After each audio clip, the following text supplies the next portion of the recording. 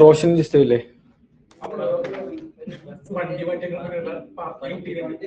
Oh fine അടിച്ചോ? എവിടെ വെച്ചോ? പുറത്ത് വെച്ചോ? പുള്ളി വരാനില്ല. പുറത്ത് പാർക്കിംഗ് മറ്റേ നോ പാർക്കിംഗ് സൈൻ ഇല്ലാത്തടത്ത് വെക്കണം.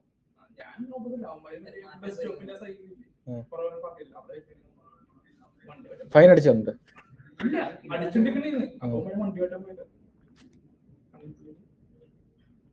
250 രൂപയാവും.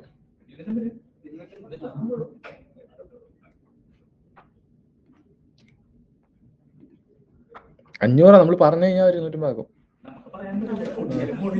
അല്ലടാ, അവിടെ പോയിട്ട് വരണം. എടപ്പള്ളിയില്ലേ, അടയ്ക്കാൻ പോകുമ്പോൾ പറഞ്ഞു.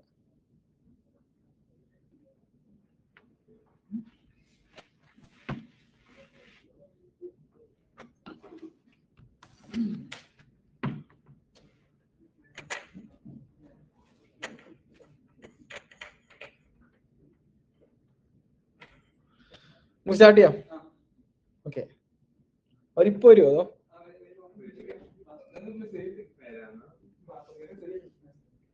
എനിക്ക് അവർ വന്നിട്ട് സ്റ്റാർട്ട് ചെയ്യാം. അല്ലെ പറഞ്ഞു പോയി കഴിഞ്ഞാലേ.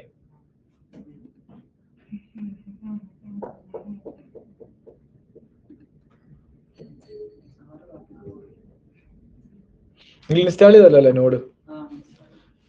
ഇന്നലെ വെർഷൻ നോക്കിയപ്പോ എല്ലാവർക്കും വന്നില്ലേ? നോഡ് സ്പേസ് -v എന്ന ടെർമിനൽ ഇങ്ങനെ അടിച്ചപ്പോ. എടാ നീ ഇന്നലെ എപ്പോ പോയി? ഞാൻ തിരിച്ചപ്പോ അങ്ങ് മറന്നുപോയി. നേരെ ഒന്ന് ക്ലാസ്സിൽ കയറി. അത് ശരിയായിരുന്നോ? നോക്കാം.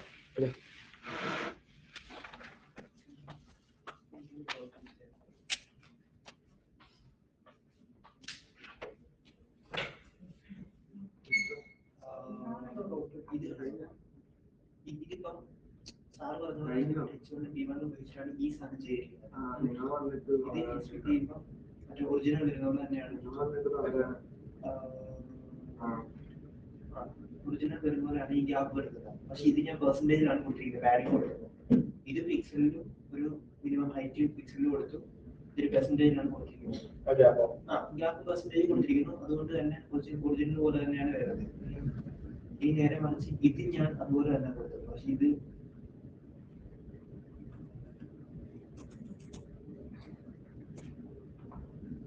അതുപോലെ തന്നെ വരും. ഇത് മൊത്തം അലൈൻമെന്റ് മാറി, അത് പെർസെന്റേജ് പോലെ തന്നെ കറക്റ്റ് ആയിട്ട് എലമെന്റ് ചിലപ്പോ അതിന്റെ വേറെ പെർസെന്റേജ് ആയിരിക്കില്ല.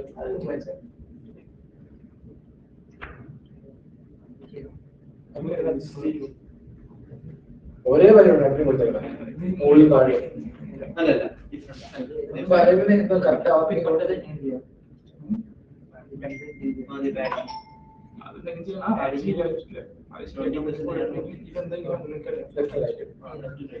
രണ്ടാമത്തെ പേജ്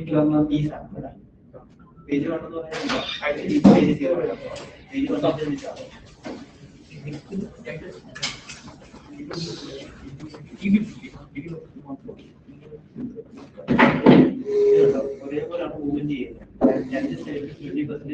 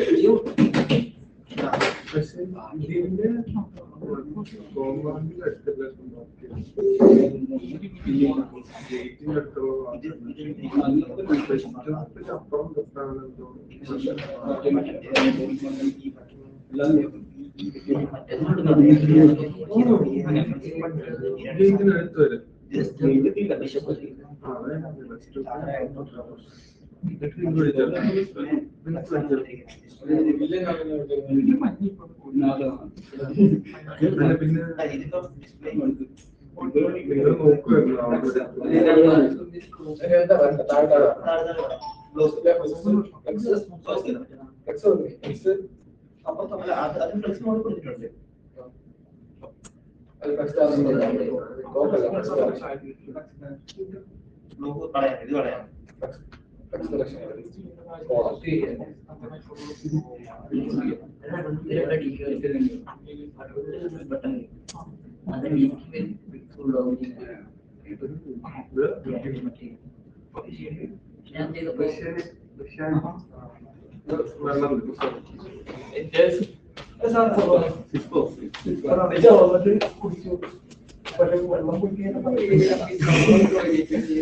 അതൊക്കെ അങ്ങനെയുണ്ടോ? അത് ഒരുപാട് ഓരോന്നിനും സ്ഥാനം എടുക്കുകയാണ്.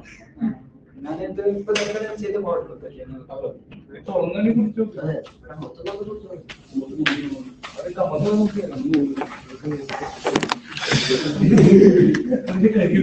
സ്റ്റാർട്ട് ചെയ്യാം.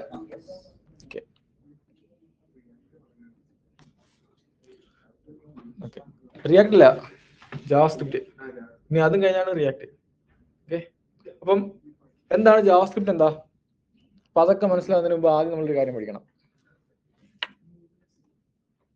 എന്താ? What is programming? എന്താ പ്രോഗ്രാമിംഗ്?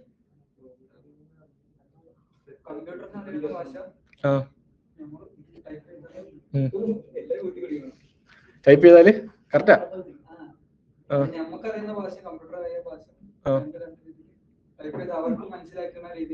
അതായത് നമുക്ക് അത് തന്നെ, അതായത് പ്രോഗ്രാമിംഗ് എന്ന് പറഞ്ഞാൽ ഇത്രേ ഉള്ളൂ.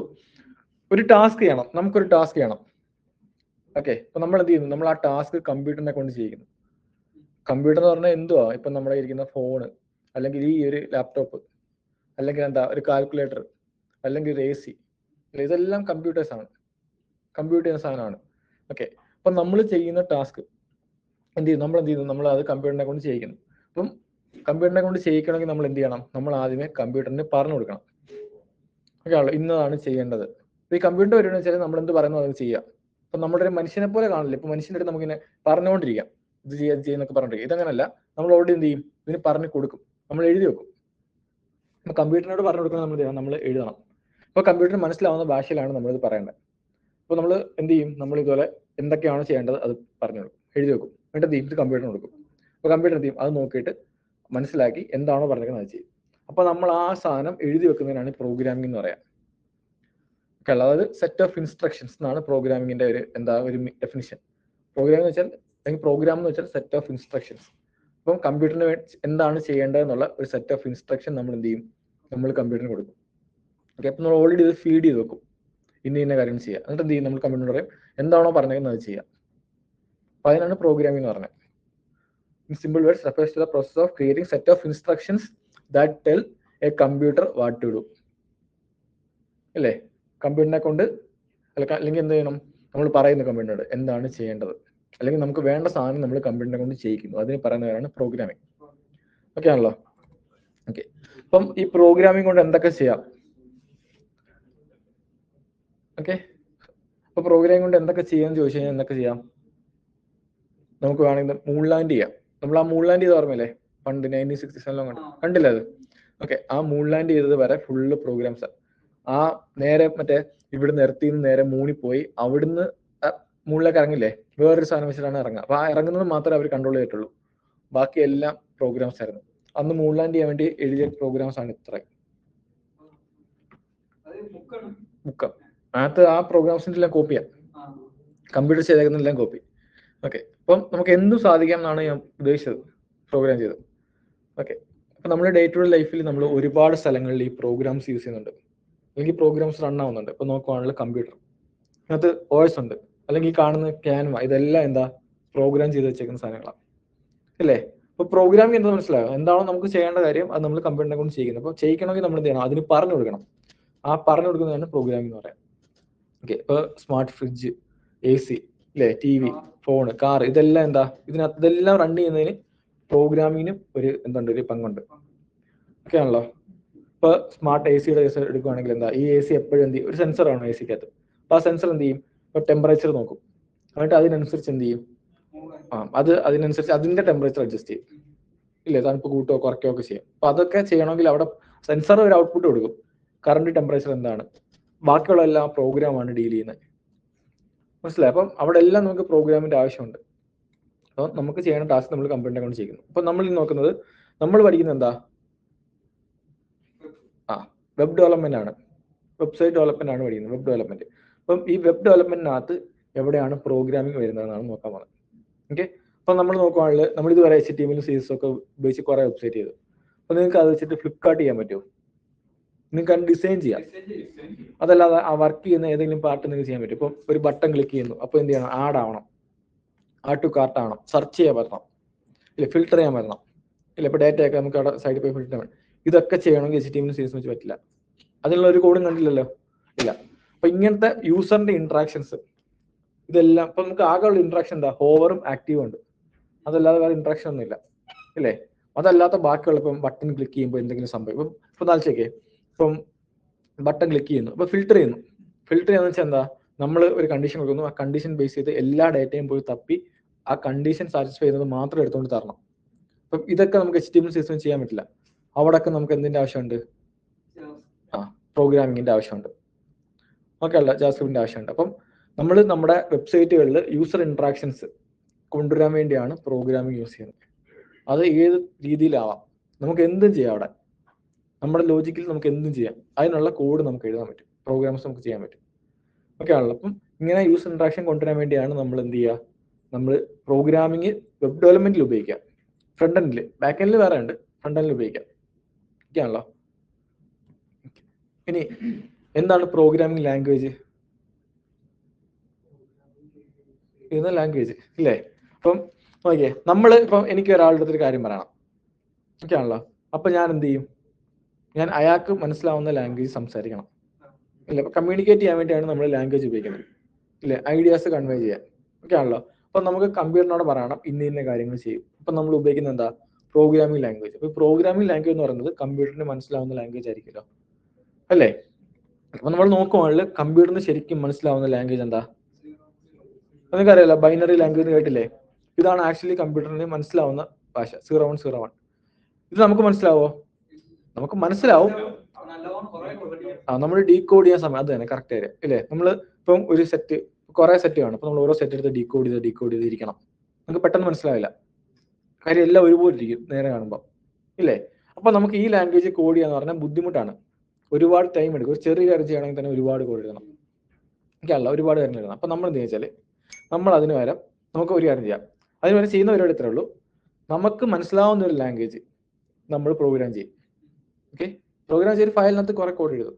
ഓക്കെ, എന്നിട്ട് നമ്മൾ എന്ത് ചെയ്യുന്ന വെച്ചാൽ വേറൊരു പ്രോഗ്രാം ഓൾറെഡി എഴുതിച്ചിട്ടുണ്ട്. ഈ പ്രോഗ്രാം ബൈനറി ഫോർമാറ്റ് ഒക്കെ വെച്ചിട്ട് എഴുതുക, ഒറ്റോട്ട് എഴുതിയാൽ മതിയല്ലോ.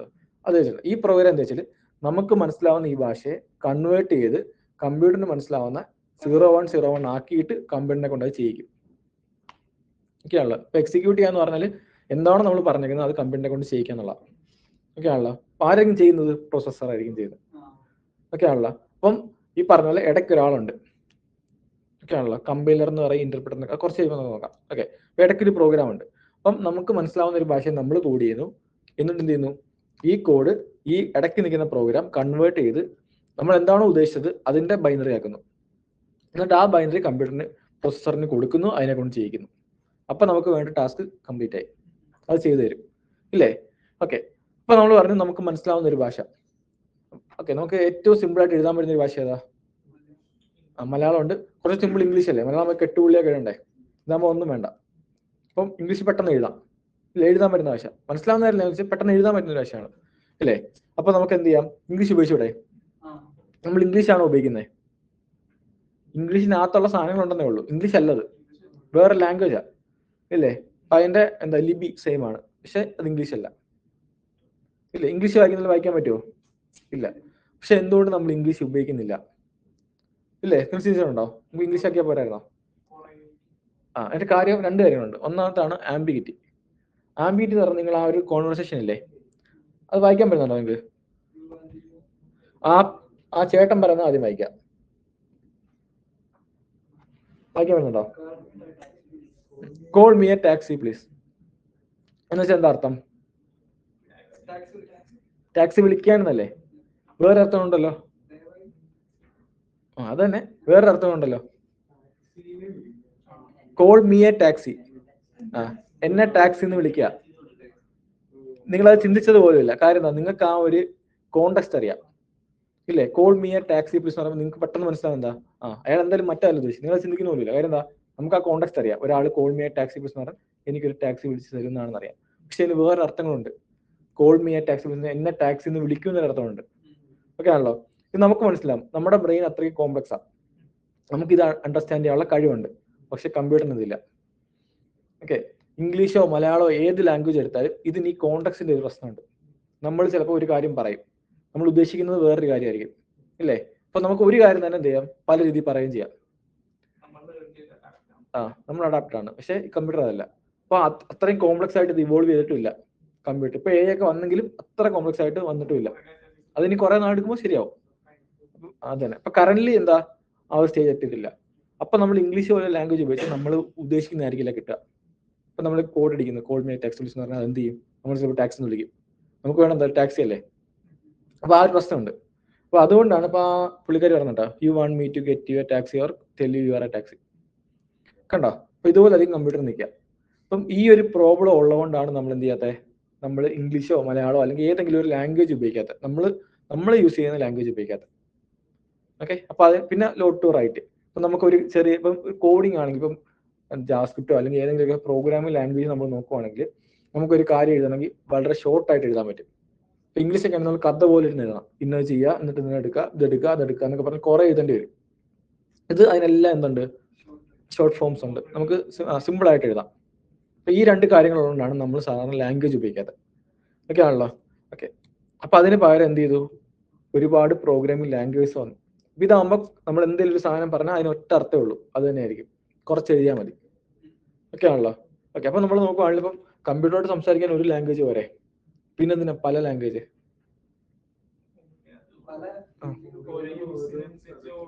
ഇത് ഡെവലപ്പ് ചെയ്ത് വന്ന രീതിയാ. അതായത് ആദ്യമൊക്കെ എന്ന് വെച്ചാൽ ഇപ്പൊ 1-2 ലാംഗ്വേജ് ഉള്ളായിരുന്നു. ഒരു ലാംഗ്വേജ് ഉണ്ടായിരുന്നു വെച്ചാൽ പോട്ടെ, ജാവാസ്ക്രിപ്റ്റ് പിന്നെ വന്നല്ലോ, ഒത്തിരി ആൾ കഴിഞ്ഞാൽ. അതിനൊക്കെ മുമ്പുണ്ട് ഫോർട്ടൈൻ എന്നൊക്കെ പറഞ്ഞ വേറെ ലാംഗ്വേജ് ഉണ്ട്. അതായത് ഈ ഇതും C ഒക്കെ വരുന്നതിന് മുമ്പുള്ള ലാംഗ്വേജ് ഉണ്ട്. ഓക്കെ, അത് നമ്മൾ ഫുള്ള് കുറെ അസംബ്ലിക്ക് മുമ്പും കുറെ ഉണ്ട്. അസംബ്ലി ലാംഗ്വേജ് ഒക്കെയാണ് ആദ്യം വന്നത് ആ സമയത്ത്. ഓക്കെ, അപ്പം ഇതിന്റെ പ്രശ്നം എന്താ വെച്ചാല്, പ്രശ്നമല്ല ഇവിടെ സംഭവിക്കുന്നത് എന്താ വെച്ചാൽ, ഇപ്പൊ ഒരു ലാംഗ്വേജ് ക്രിയേറ്റ് ചെയ്യുന്ന വെച്ചോ, അപ്പൊ ആ ലാംഗ്വേജിന് ആ ഒരു ആർക്കിടെക്ചർ കാരണം കുറെ ലിമിറ്റേഷൻസ് ഉണ്ടാവും എന്തെങ്കിലുമൊക്കെ. അപ്പൊ എന്ത് ചെയ്യും, അത് സോൾവ് ചെയ്തിട്ട് ഇതിൽ തന്നെ ചിലപ്പോൾ ആഡ് ചെയ്യാൻ പറ്റിയെന്ന് വരില്ല. ചിലപ്പം ഇതുണ്ടാവും, ഈ ലാംഗ്വേജ് ഇങ്ങനെ ഉണ്ടെന്ന് വെച്ചാൽ, അപ്പൊ ഞാൻ ഒരു ലാംഗ്വേജ് ഇറക്കി, അപ്പൊ അതിന് കുറച്ച് ലിമിറ്റേഷൻ ഉണ്ട്. അപ്പൊ ഞാൻ എന്റെ ലാംഗ്വേജ് ആയതുകൊണ്ട് ഞാൻ ഇത് തന്നെ യൂസ് ചെയ്യുക. കുറെ പേരോട് ഞാൻ പറയാണ് ഇത് തന്നെ യൂസ് ചെയ്യാൻ. അപ്പൊ വേറൊരാൾക്ക് അത് ഇഷ്ടപ്പെടില്ല. അപ്പൊ അയാൾ എന്ത് ചെയ്യും, അയാൾ പുതിയൊരു ലാംഗ്വേജ് ഉണ്ടാക്കും. ഓക്കെ ആണല്ലോ? അപ്പൊ വേറെ ലാംഗ്വേജ് വന്നു, അപ്പൊ വേറൊരാൾക്ക് അത് ഇഷ്ടപ്പെടില്ല. അപ്പം പണ്ട് കാലത്തൊക്കെ വെച്ചാൽ സൈഡ് പ്രോജക്റ്റ് ആയിട്ടൊക്കെ കുറെ ലാംഗ്വേജ് വന്നിട്ടുണ്ട്. പൈത്തണൊക്കെ അവരുടെ പ്രോജക്റ്റ് ആയിട്ട് തുടങ്ങിയതാ, ചുമ്മാ പ്രൊജക്റ്റ് ആയിട്ട്. അങ്ങനെയാണ് കുറെ ലാംഗ്വേജുകൾ വന്നത്. അത് നല്ല ലാംഗ്വേജുകളൊക്കെ എന്ത് ചെയ്തു, പിന്നെ ഇവോൾവ് ആയി, ഈ ലെവലായി. അങ്ങനെയാണ് കുറെ ലാംഗ്വേജുകൾ വന്നത്. അല്ലെങ്കിൽ നമുക്ക് C മാത്രം മതി, അല്ലെങ്കിൽ C++ മാത്രം മതി. അതാണ് ഏറ്റവും നല്ല ലാംഗ്വേജ് എന്ന് പറയാം. പക്ഷെ അതിനകത്തുള്ള പ്രശ്നം വെച്ചാൽ സിക്ക് ചെറിയ പ്രശ്നങ്ങളുണ്ട്. പിന്നെ അതുപോലെ തന്നെ ഒരുപാട് കഷ്ടപ്പെടണം എഴുതാൻ. നമ്മൾ ഈ ജാവാസ്ക്രിപ്റ്റോ പൈത്തണോ എഴുതുന്ന പോലെ സിമ്പിളായിട്ട് എഴുതാൻ പറ്റില്ല. ഒരുപാട് ടൈം എടുക്കും, പഠിക്കാനും ഒരുപാട് ടൈം എടുക്കും, എഴുതാനും ഒരുപാട് ടൈം എടുക്കും. ഓക്കെ ആണല്ലോ? അപ്പൊ അതുകൊണ്ടാണ് നമ്മൾ ജാവാസ്ക്രിപ്റ്റോ പൈത്തണൊക്കെ യൂസ് ചെയ്യുക. അതാവുമ്പോൾ എളുപ്പം, നല്ല അത്രയും തന്നെ അതിന്റെ ഒരു 99% എന്തുണ്ട്, ക്വാളിറ്റി ഉണ്ട്. പിന്നെ എന്ത് ചെയ്യാം, നമുക്ക് സിമ്പിൾ ആയിട്ട് ചെയ്യുകയും ചെയ്യാം. ഓക്കെ, അപ്പൊ നമ്മൾ പഠിക്കാൻ പോകുന്ന ലാംഗ്വേജ് അതാ ജാവാസ്ക്രിപ്റ്റ് ആണ്. ഇപ്പൊ വായിച്ചു നോക്കിയേ,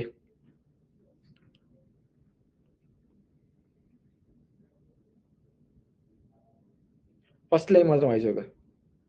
initially created to fulfil a need for interactivity in web browsers. അതായത് ജാവാസ്ക്രിപ്റ്റ് എന്ന് പറഞ്ഞ ലാംഗ്വേജ് വന്നത് എന്തിനാ വെച്ചാൽ ഈ ഒരു പ്രശ്നം വന്നു. അതായത് ആദ്യകാലത്ത് HTML CSS മാത്രമേ ഉള്ളായിരുന്നു. വെബ്സൈറ്റുകളെല്ലാം സ്റ്റാറ്റിക് ആയിരുന്നു. അതായത് നമുക്കിങ്ങനെ കാണാം, നമ്മൾ ഈ പോസ്റ്റർ ഒക്കെ പോലെ ഒരു സൈറ്റിൽ കയറി നോക്കിയാൽ ഇങ്ങനെ അവരുടെ ഒരു അഡ്വർടൈസ്മെന്റ് പോലെ, വേറെ ഒന്നും ചെയ്യാൻ പറ്റില്ല, വെറുതെ ഇങ്ങനെ കാണാം. ഓക്കെ, ഇത്രേ ഉള്ളൂ.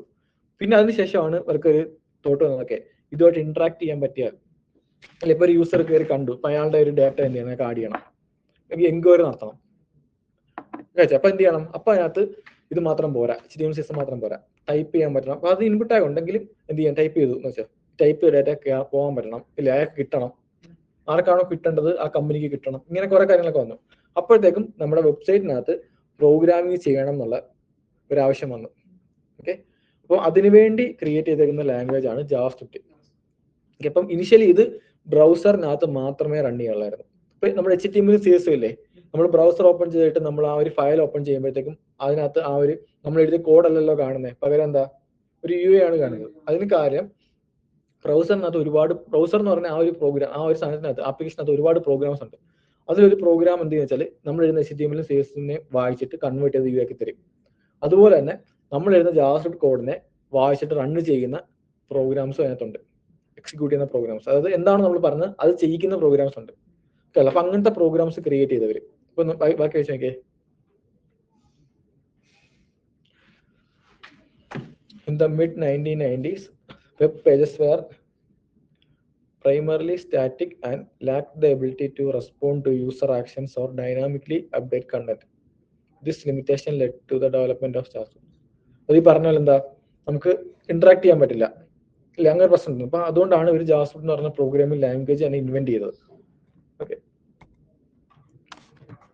ഇതതിന്റെ ഹിസ്റ്ററിയാണ്. ഹിസ്റ്ററി ജസ്റ്റ് എന്ന് പറയാം.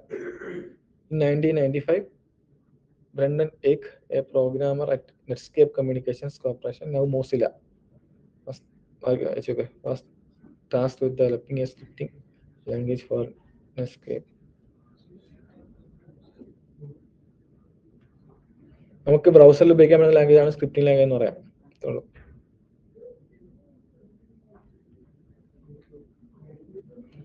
അപ്പം മോസില്ല ഇനിഷ്യലി നമ്മുടെ മോസില്ല ഫയർഫോക്സ് ഇല്ലേ, മോസില്ല ആ സമയത്ത് എന്ത് ചെയ്തു, 1995 അതേപോലെ ഒരു ഡെവലപ്പറിനെ വിളിച്ചിട്ട് പറഞ്ഞു ഇതുപോലെ ഒരു ആവശ്യമുണ്ട്, അതിന് വേണ്ടി ഒരു ലാംഗ്വേജ് ക്രിയേറ്റ് ചെയ്യണം. അതായത് HTML ഇടയ്ക്ക് HTML ആയിട്ട് ഇന്ററാക്ട് ചെയ്ത് റൺ ചെയ്യാൻ പറ്റുന്ന ഒരു ലാംഗ്വേജ് ഡെവലപ്പ് ചെയ്യണം എന്ന് പറഞ്ഞു. അതുവരെ അങ്ങനെ സംഭവമില്ല. അതുവരെ കമ്പ്യൂട്ടറിനകത്ത് നമുക്ക് ഡയറക്റ്റ് റൺ ചെയ്യാന്നല്ലാതെ ബ്രൗസറിൽ റൺ ചെയ്യാൻ പറ്റില്ല, വെബ്സൈറ്റിൽ ഒന്നും സംഭവില്ല, പ്രോഗ്രാം ഒന്നുമില്ല. ഓക്കെ, ബാക്കി വായിച്ചോക്കെ.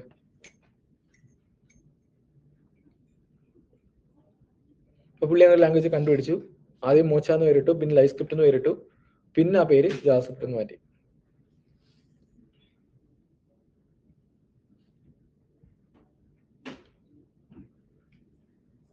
JavaScript provided a way to validate user inputs, manipulate HTML elements and perform other client-side operations.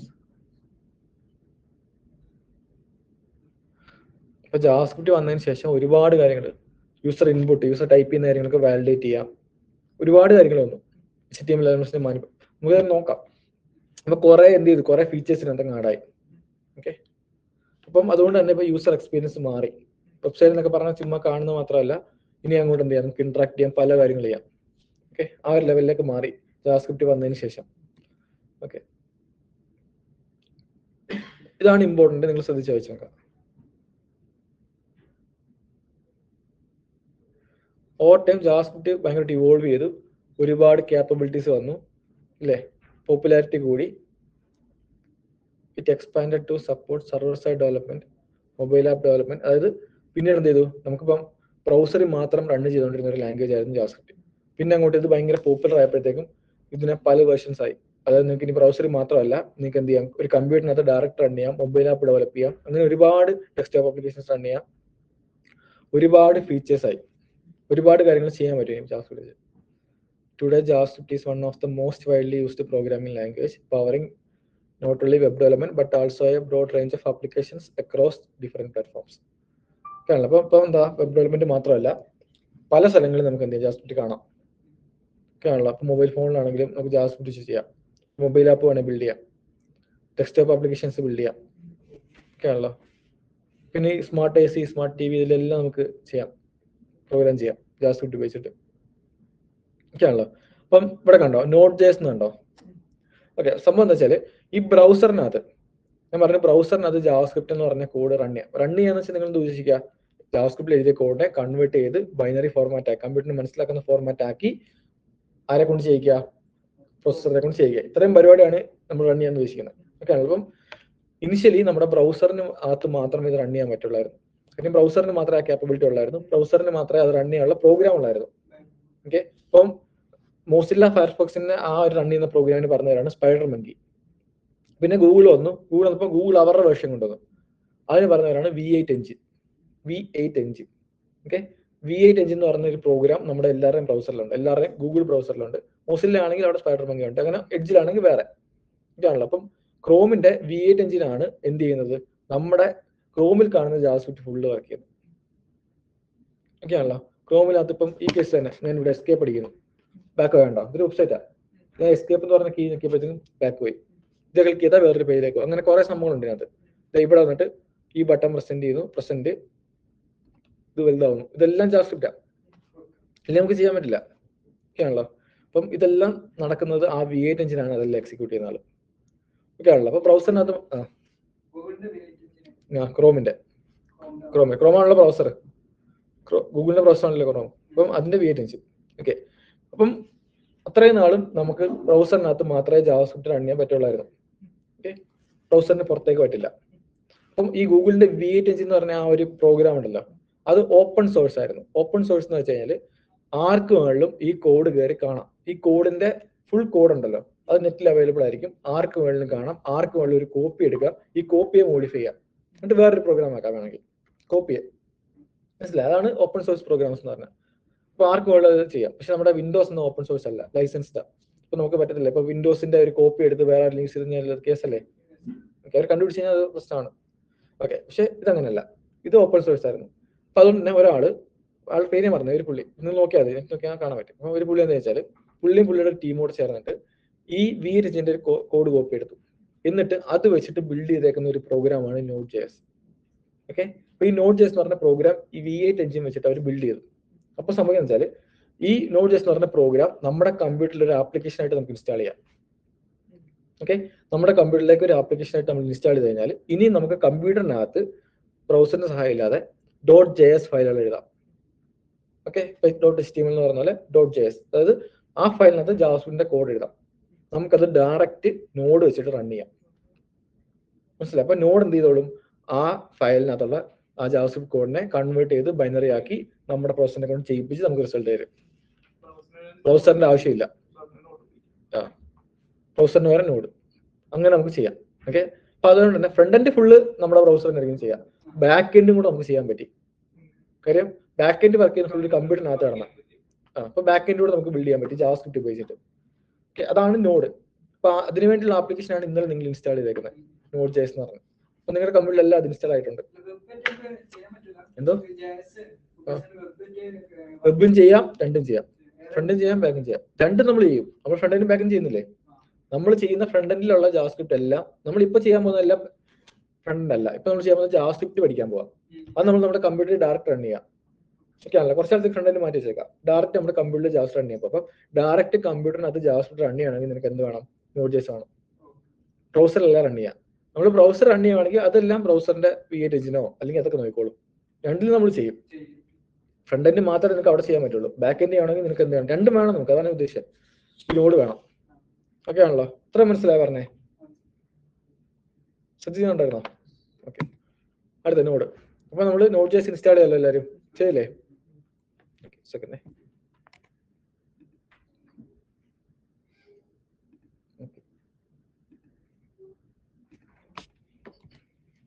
ഇനി ഈ നോഡിന്റെ ഡെഫിനിഷൻ വായിച്ചു നോക്കിയേ.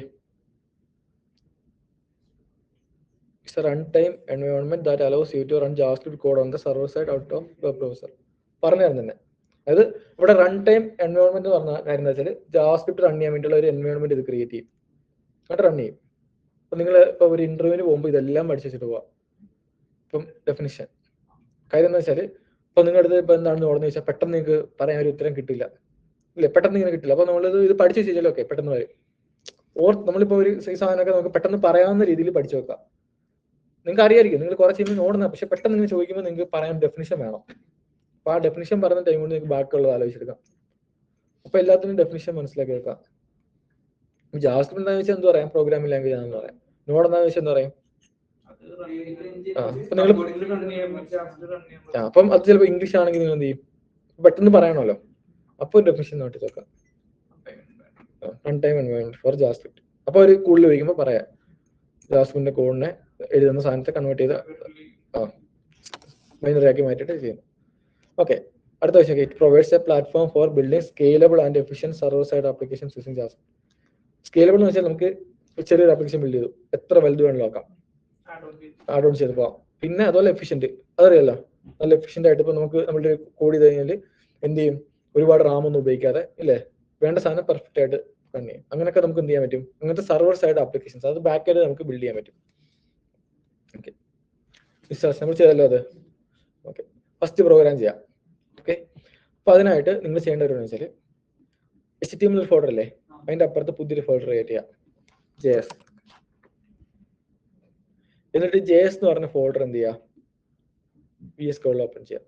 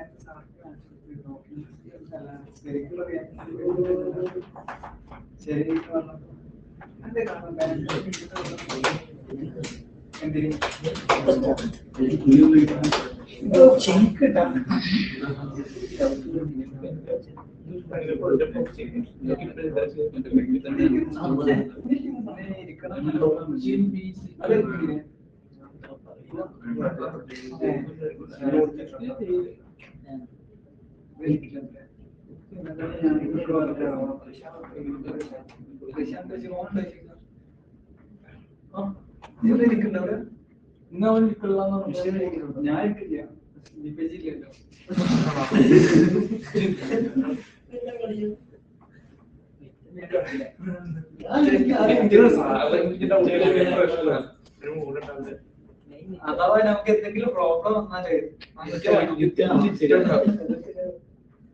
തലയിടിക്കുക.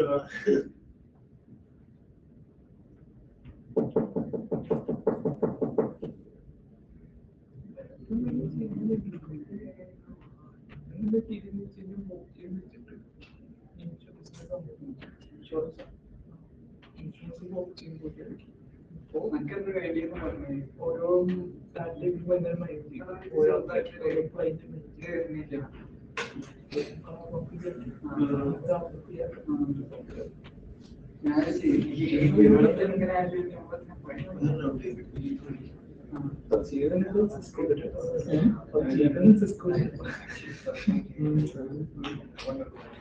ഇവിടെ സാധനം കിട്ടി അത്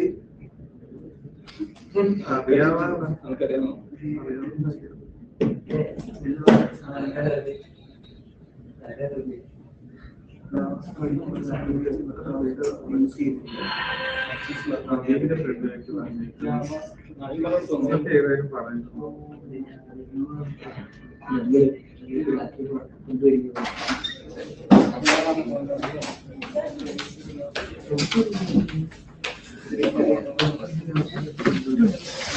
എന്തായി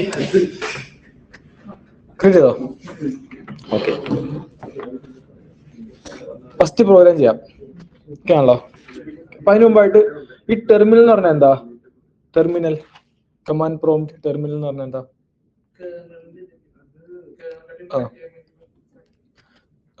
തന്നെ കേണൽ എന്ന് പറഞ്ഞാല് കേണലാണ് നമ്മുടെ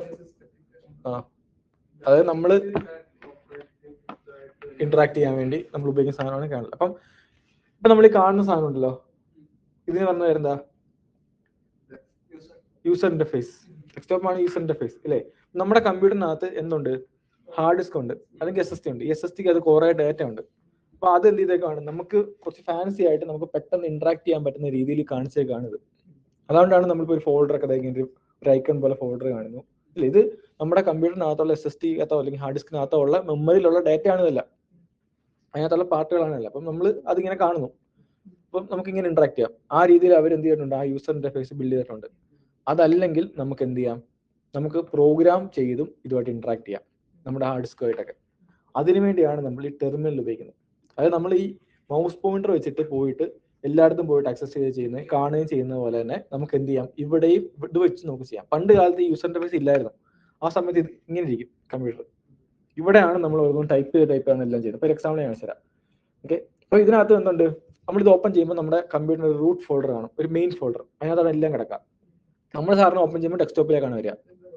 അതുകൊണ്ടാണ് ഇത് കാണുന്നത്. പിന്നെ ഡെസ്ക്ടോപ്പിൽ നമ്മൾ ഓരോ ഫോൾഡറിലേക്ക് കയറുന്നു, നമ്മൾ ഐക്കൺസ് കാണുന്നു, അത് ക്ലിക്ക് ചെയ്യുന്നു, വേറെ ഫോൾഡറിലേക്ക് കയറുന്നു അല്ലേ? ഇങ്ങനെയാണ് നമ്മൾ ചെയ്യുന്നത്. അപ്പം ഇവിടെ എന്തുണ്ട്? റൂട്ട് ഫോൾഡർ ഉണ്ട്. ഓക്കെ, അപ്പൊ അവിടെ നമ്മൾ ആദ്യമേ എന്ത് ചെയ്യണം? നോക്കിയിട്ട് റൂട്ട് ഫോൾഡറിൽ ഏതൊക്കെ ഫോൾഡർ ഉണ്ടെന്ന് ചെക്ക് ചെയ്യണം. ഇപ്പൊ ഇതൊരു ഫോൾഡറിലാണ് നിൽക്കുക. നമ്മൾ ഓപ്പൺ ചെയ്യുമ്പോൾ ഒരു ഫോൾഡർ വരും, നമ്മുടെ ഹാർഡ് ഡിസ്കിനകത്തുള്ള മെയിൻ ഫോൾഡർ, റൂട്ട് ഫോൾഡർ. ഈ റൂട്ട് ഫോൾഡറിനകത്ത് എല്ലാം ഉള്ളത് മനസ്സിലായത്? ഓക്കെ, ഇനി നമുക്ക് എന്താ വെച്ചാൽ ഈ റൂട്ട് ഫോൾഡർ എന്തൊക്കെ ഉണ്ടെന്ന് കാണണം. നിങ്ങളെല്ലാം ടെർമിനൽ ഓപ്പൺ ചെയ്തേ.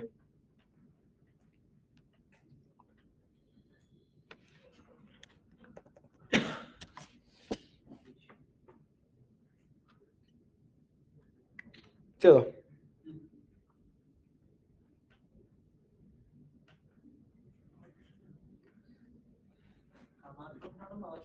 കമാൻഡ് പ്രോംപ്റ്റ് പവർഷെല്ലും സെയിം തന്നെ, പക്ഷെ പവർഷെല്ലിന് അഡ്മിൻ കൺട്രോൾസാ, കുറച്ചുകൂടെ കൺട്രോൾസ് കൂടുതല വോയിസ് ആയിട്ട്. അതായത് കുറെ പെർമിഷൻസ് ഉണ്ടായിരുന്നു, അതെടുക്കണ്ട. നമ്മളിപ്പോ OS-ന്റെ എന്തെങ്കിലും കാര്യങ്ങളൊക്കെ മാറ്റാൻ വേണ്ടിയൊക്കെയാണ് അത് ഉപയോഗിക്കുക. കുറെ സെക്യൂരിറ്റി സാധനങ്ങളൊക്കെ. അഡ്മിൻ ആരാന്ന് വെച്ചാൽ നമ്മുടെ കമ്പ്യൂട്ടറിന്റെ അഡ്മിൻ ആണോ? നമ്മളായിരിക്കുമല്ലോ. അതായത് ഇപ്പൊ എനിക്കിപ്പോ വന്നിട്ട് നിന്റെ കമ്പ്യൂട്ടർ എന്തെങ്കിലും ചെയ്യാലോ. അതിനോട് എന്ത് ചെയ്യും? നീ അവിടെ പാസ്വേഡ് ഇട്ടുണ്ടല്ലോ. ഞാൻ എന്തെങ്കിലും കമ്പ്യൂട്ടറിന്റെ എന്തെങ്കിലും ഇന്റേണൽ കാര്യങ്ങൾ മാറ്റാനുള്ള ഒരു കോഡ് അടിക്കുമ്പോൾ ചോദിക്കും പാസ്വേഡ്. മനസ്സിലായോ? അപ്പൊ അതാണ് പവർഷെൽ ഉപയോഗിക്കുന്നത്. പവർഷെൽ നമ്മൾ ആദ്യം കഴിഞ്ഞാൽ അത് പവർഷെൽ അതിനുള്ള ഇതുണ്ട്. ചില കാര്യങ്ങളൊക്കെ നമുക്ക് ഈ കമാൻഡ് പ്രോംപ്റ്റ് വഴി ചെയ്യാനും പറ്റില്ല, അതിന് പവർഷെൽ ഉപയോഗിക്കണം. ഇത് ചുമ്മാ ഡയറക്റ്റ് ഒന്നും അങ്ങനത്തെ പ്രശ്നം അങ്ങനത്തെ കാര്യങ്ങളൊക്കെ നമ്മൾ ഉപയോഗിച്ച്. ഇത് മനസ്സിലായോ? ഓക്കെ, അപ്പൊ ഇനി എന്ത് ചെയ്യാ? നിങ്ങളെല്ലാം ഇപ്പൊ എനിക്ക് ഇത് ഇങ്ങനെ ഒരു സാധനം ഉണ്ട് കണ്ടോ, എന്റെ റൂട്ട് ഫോൾഡറാ. അപ്പൊ നിങ്ങളിപ്പോ നിൽക്കുന്ന യൂസർ സ്ലാഷ് എന്തായിരിക്കും? നിങ്ങളുടെ പേരാ യൂസർ പ്രൊഫൈലായിരിക്കും. ഓക്കെ, അപ്പം എനിക്കിവിടെ ആ ഫുൾ ഇപ്പൊ നിങ്ങൾ അവിടെ ഫുൾ പാത്ത് കാണുന്നുണ്ട്. ഓക്കെ, എനിക്കത് കാണുന്നത് വെച്ചാൽ ഞാൻ വേറൊരു എക്സ്റ്റൻഷൻ ഇട്ടപ്പോൾ ഉണ്ട്, അത് വിൻഡോസ് സപ്പോർട്ട് ചെയ്യില്ല. വിൻഡോസ് സപ്പോർട്ട് ചെയ്യുന്ന വേറെ ഏതോ ഒരു എക്സ്റ്റൻഷൻ ഉണ്ട്, ഞാൻ നോക്കിയിട്ട് പറയാം. ഓക്കെ, അപ്പൊ ഞാനിവിടെ ഇവിടെ നോക്കാം. എന്റെ ഫസ്റ്റ് സ്റ്റെപ്പ് എന്ന് വെച്ചാൽ എന്റെ ഈ റൂട്ട് ഫോൾഡറിൽ വേറെ ഏതൊക്കെ ഫോൾഡർ ഉണ്ടെന്ന് നോക്കണം. അപ്പം യൂസർ ഇന്റർഫേസ് ആണെങ്കിൽ തുറന്നു നോക്കിയാൽ മതി. ഇവിടെ അങ്ങനെ പറ്റില്ല. ഇവിടെ നമ്മൾ എന്ത് വെച്ചാൽ അതിനുള്ള കോഡ് അടിക്കണം. അല്ല, ഇവിടെ DIR. എനിക്ക് വിൻഡോസിൽ DIR. നിങ്ങൾ DIR ടൈപ്പ് ചെയ്യും, ഡയറക്ടറി എന്നുള്ളതാ DIR. എൻ്റർ അടിക്കുക. ലിസ്റ്റ് ആയിട്ട് വന്നോ? ആ ഫോൾഡറിനകത്തുള്ള ഫയൽസും എല്ലാം ഇവിടെ നോക്കോ. എനിക്ക് അവിടെ DIR ഇല്ല, പക്ഷേ എനിക്ക് LS ആണ്. കണ്ടോ? എനിക്ക് ലിസ്റ്റ് ചെയ്യുന്ന പോലെ ആയിരിക്കില്ല നിങ്ങൾക്ക് ലിസ്റ്റ് ചെയ്തേക്കുന്നത്. വിൻഡോസ് അല്ലേ അത്. ഓക്കെ, അപ്പൊ ഇവിടെ നോക്കിയേ, ഇവിടെ എൻ്റെ ഈ റൂട്ട് ഫോൾഡറിനകത്ത് കുറെ ഫോൾഡേഴ്സ് ഉണ്ട്. ഇത് ഫയലാ, ഇത് ഫയലാ, 2 ഫയലുണ്ട്, കുറെ ഫോൾഡേഴ്സ് ഉണ്ട്. നിങ്ങൾക്ക് അവിടെ കാണാൻ പറ്റും സൈഡിൽ ഫോൾഡർ ആണോ ഫയലാണെന്നൊക്കെ നിങ്ങൾക്ക് മനസ്സിലാവും. ഉണ്ടോ? എന്തെങ്കിലും വ്യത്യാസം കാണും, എക്സ്റ്റൻഷൻ എങ്കിലും കാണും ഫയലിന്. ആ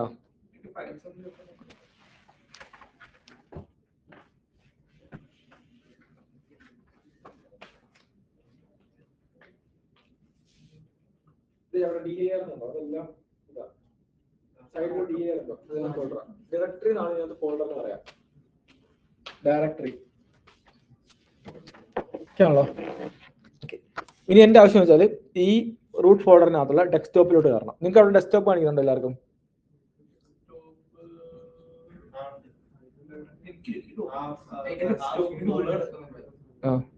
നീ ഡെസ്ക്ടോപ്പിനുള്ളിലാണ് ഇപ്പം?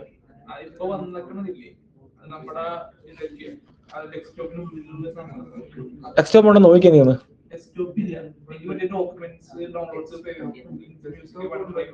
ആ, വൺ ഡ്രൈവ് ഉണ്ട്. ഇപ്പൊ വിൻഡോസിൽ ചിലർക്ക് ഡയറക്റ്റ് ഡെസ്ക്ടോപ്പ് ആണ്, ചിലർക്ക് വൺ ഡ്രൈവ് ആണ്. ആ, ഇപ്പൊ ഡെസ്ക്ടോപ്പ് ഇല്ലെങ്കിൽ വൺ ഡ്രൈവ്. ആ, അപ്പൊ നിങ്ങളത് ക്രിയേറ്റ് ചെയ്ത സമയത്ത് കൊടുത്തേക്കുന്നത് ചെയ്യുക. ആ, ഇപ്പൊ ഡെസ്ക്ടോപ്പ് ഉള്ളവര് ഡെസ്ക്ടോപ്പിലേക്ക് കയറണം എന്ന് വെച്ചോ. അപ്പൊ ഇവിടെ വേണ്ട ഒരു ഫോൾഡർ മാറ്റാൻ, ഇപ്പം ഞാൻ നിൽക്കുന്ന റൂട്ട് ഫോൾഡറിനകത്തുള്ള വേറൊരു ഫോൾഡറിലേക്ക് കയറാൻ വേണ്ടി ടൈപ്പ് ചെയ്യുന്നതാണ് CD, change directory. Okay, CD space ചെയ്യുന്ന നോക്കോ, അത് ചെയ്താൽ മതി. ഇപ്പൊ എനിക്ക് ഡെസ്ക്ടോപ്പ് ആണ് വേണ്ടത്. അപ്പൊ കറക്റ്റ് അടിക്കണം. അപ്പൊ ഞാൻ ഇവിടെ DES അടിച്ചിട്ട് ടാബ് അടിച്ചാൽ ഓട്ടോ ഫിൽ ആവും. D എന്ന് അടിച്ചു കഴിഞ്ഞാൽ 3 വരും. DES അടിച്ചാൽ പിന്നെ ആ DES ഉള്ള വേറെ ഒന്നുമില്ല. അപ്പൊ ടാബ് അടിച്ചാൽ മതി, ഓട്ടോമാറ്റിക് ആയി ഞാൻ എൻ്റർ അടിക്കുന്നു, ഡെസ്ക്ടോപ്പിലേക്ക് കയറി. അപ്പൊ വൺ ഡ്രൈവ് ഉള്ളൊരു CD വൺ ഡ്രൈവ് അടിക്കുക. അപ്പൊ വൺ ഡ്രൈവിനുള്ളിലേക്ക് കയറും, അവിടുന്ന് CD ഡെസ്ക്ടോപ്പ് അടിക്കുക, ഇവിടെ ഡെസ്ക്ടോപ്പിലേക്ക് കയറും. ഇല്ലാത്ത ഡയറക്റ്റ് ഡെസ്ക്ടോപ്പ് അടിക്കുക, CD സ്പേസ് ഡെസ്ക്ടോപ്പ്. അപ്പൊ CD എന്തിനാ ഉപയോഗിക്കുന്നത്? ആ, ഫോൾഡറിൽ കയറാൻ.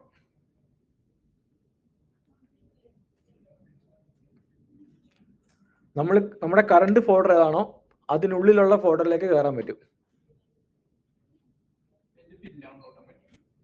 നീ ONE കൊടുത്തേ, ടാബ് അടി, ടാബ്.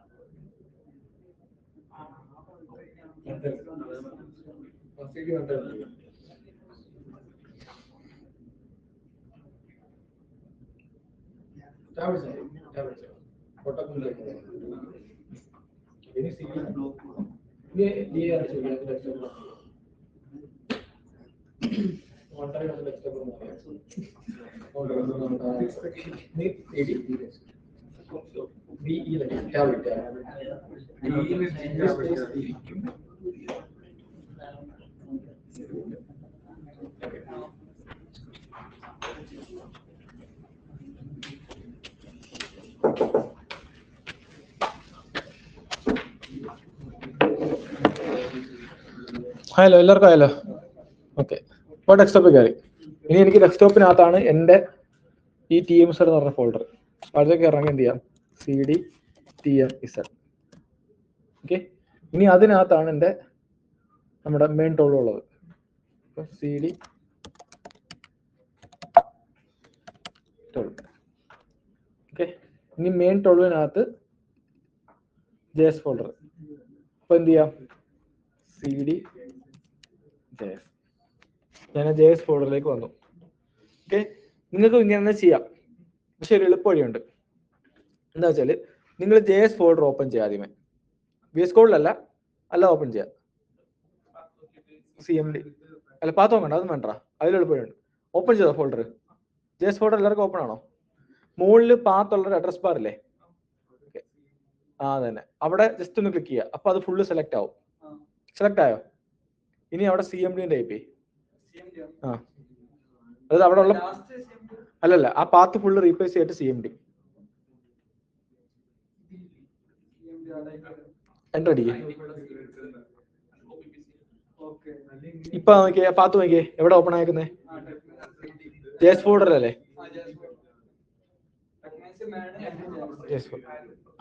അറ്റത്തുള്ളത് നോക്കിയാൽ മതി, അതാണ് ഫോൾഡർ, കറണ്ട് ഫോൾഡർ.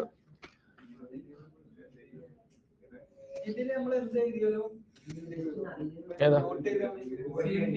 എവിടെ നോട്ട് എഴുതിയാല്? ഇല്ല. അല്ലല്ല, നീ ആ അഡ്രസ് ബാർ കണ്ടോ? അഡ്രസ് ജേസ് ബാർ അല്ലേ? അത് ഫുള്ള് കളയാ, എന്നിട്ട് CMD ടൈപ്പ് ചെയ്യും. CMD എൻ്റർ അടിക്കേ. നോട്ട് പാഡ് അത് വേണ്ട, നീ എന്ത് ഉദ്ദേശിക്കുന്നത് മനസ്സിലായില്ല. അത് നോട്ട് പാഡില്ല, ഇത് നോട്ട് പാഡ് അല്ലടാ, ഇത് നോട്ട് പാഡ് അല്ല. നോട്ട് എഴുതാൻ വേണ്ടി നോട്ട് പാഡ് ഉണ്ട്. തുറക്കായിരുന്നു, അത് തുറക്കായിരുന്നു. VS കോഡ് നിങ്ങൾക്ക് തുറക്കാം, അത് ഞാൻ ഇപ്പൊ കാണിച്ചു തരാം. ഇതിപ്പോ വന്നോ? ഓക്കെ, ഇപ്പൊ CMD ഇപ്പൊ നിങ്ങൾ നോക്കുവാണെങ്കിൽ നിങ്ങൾ JS ഫോൾഡറിലാണ് നിൽക്കുന്നത് നിങ്ങളുടെ ടെർമിനലിൽ. നിങ്ങൾ JS ഫോൾഡർ VS കോഡിൽ ഓപ്പൺ ചെയ്തായിരുന്നോ? ഇല്ലല്ലോ, അത് ക്ലോസ് ചെയ്തേക്ക്. ആ JS ഫോൾഡർ VS കോഡിൽ ഓപ്പൺ ചെയ്തില്ലല്ലോ, ഓപ്പൺ ചെയ്തെല്ലാം ക്ലോസ് ചെയ്തേ. ടെർമിനൽ ക്ലോസ് ചെയ്യണ്ട, VS കോഡ് കോപ്പി ക്ലോസ് ചെയ്യ്. ക്ലോസ് ചെയ്തോ? ജസ്റ്റ് ആ ഇൻഡു മാർക്ക് ക്ലോസ് ചെയ്താൽ മതി. എല്ലാം ക്ലോസ് ചെയ്തോ? ഇപ്പൊ നിങ്ങളുടെ ടെർമിനൽ എവിടെ നിൽക്കുന്നേ? ഞാനും ക്ലോസ് ചെയ്യാം. അല്ലടാ, ആ VS കോഡ് ക്ലോസ് ചെയ്യടാ.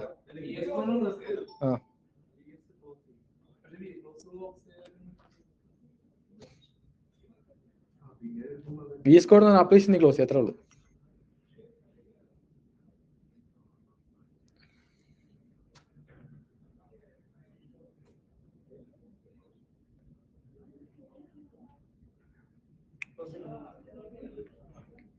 JS വന്നോ? JS മാത്രമായിട്ട് വന്നോ? ഓക്കെ ആണല്ലോ. ഇവിടെ വരിക, ടെർമിനലിനകത്ത് കോഡ് സ്പേസ് ഡോട്ട് എന്ന് അടിക്കുക, എൻ്റർ അടിക്കുക.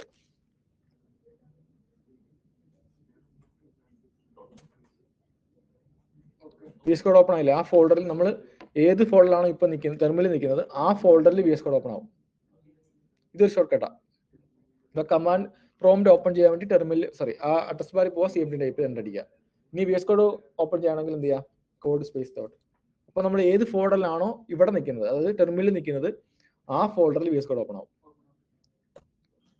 എനിക്ക് ആ സാധനം ഇല്ല, അപ്പം ഞാനത് മാനുവലായിട്ടൊന്നും ചെയ്യേണ്ടി വരും. വിൻഡോസിലുണ്ട്.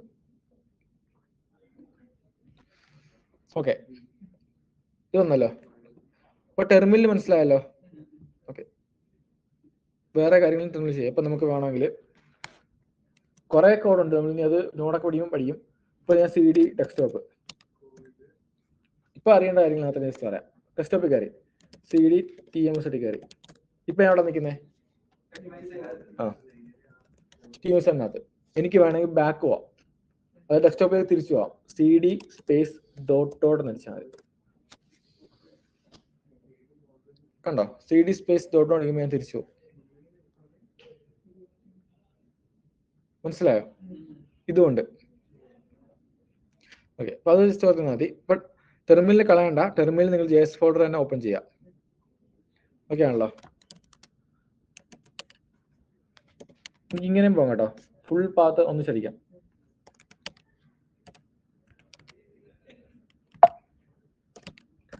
ഞാൻ JS ഫോൾഡറിലാണുള്ളത്. ഓക്കെ ആണല്ലോ. ഓക്കെ, അപ്പൊ നിങ്ങൾ കുറെ ടൈപ്പ് ചെയ്യാൻ വെച്ചോ, ഇങ്ങനെ കുറെ വന്ന് ഒരുപാട് വലുതാണ് വെച്ചോ. ക്ലിയർ ചെയ്യാൻ വേണ്ടി Ctrl L. CLS ഉണ്ട്. നീ എങ്ങനെ ചെയ്യുന്നേ? ഇത് CLS അല്ലെങ്കിൽ Ctrl L അടിച്ചാൽ മതി, ക്ലിയർ ആവും.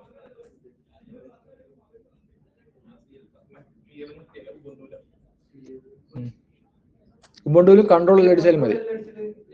പോയില്ലേ? ക്ലിക്ക് ചെയ്തിട്ട് Ctrl L അടിച്ചിട്ട് പോയില്ലെങ്കിൽ CLS ടൈപ്പ് ചെയ്യുക, എന്നിട്ട് അടിക്കുക. അത് ചിലതിലൊക്കെ വർക്കാവുള്ളൂ.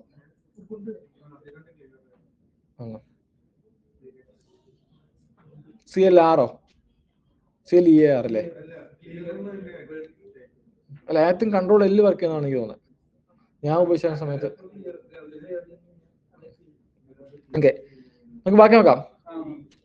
ഇനി നമുക്ക് പ്രോഗ്രാം ചെയ്യാം. ഫസ്റ്റ് പ്രോഗ്രാം എഴുതാം. ഓക്കെ ആണല്ലോ. അപ്പൊ അതിനായിട്ട് ഞാൻ ഈ ഫയലിൽ ഓപ്പൺ ചെയ്യുന്നു. ഓക്കെ ആണല്ലോ. അപ്പൊ നമ്മൾ 00 first.js ഇതാണ് എക്സ്റ്റൻഷൻ. അപ്പൊ നമ്മൾ ആദ്യം ഒരു കോഡ് പഠിക്കുന്നു, പിന്നെ കുറെ കൺസെപ്റ്റ്സ് പഠിക്കുന്നു. ഓക്കെ,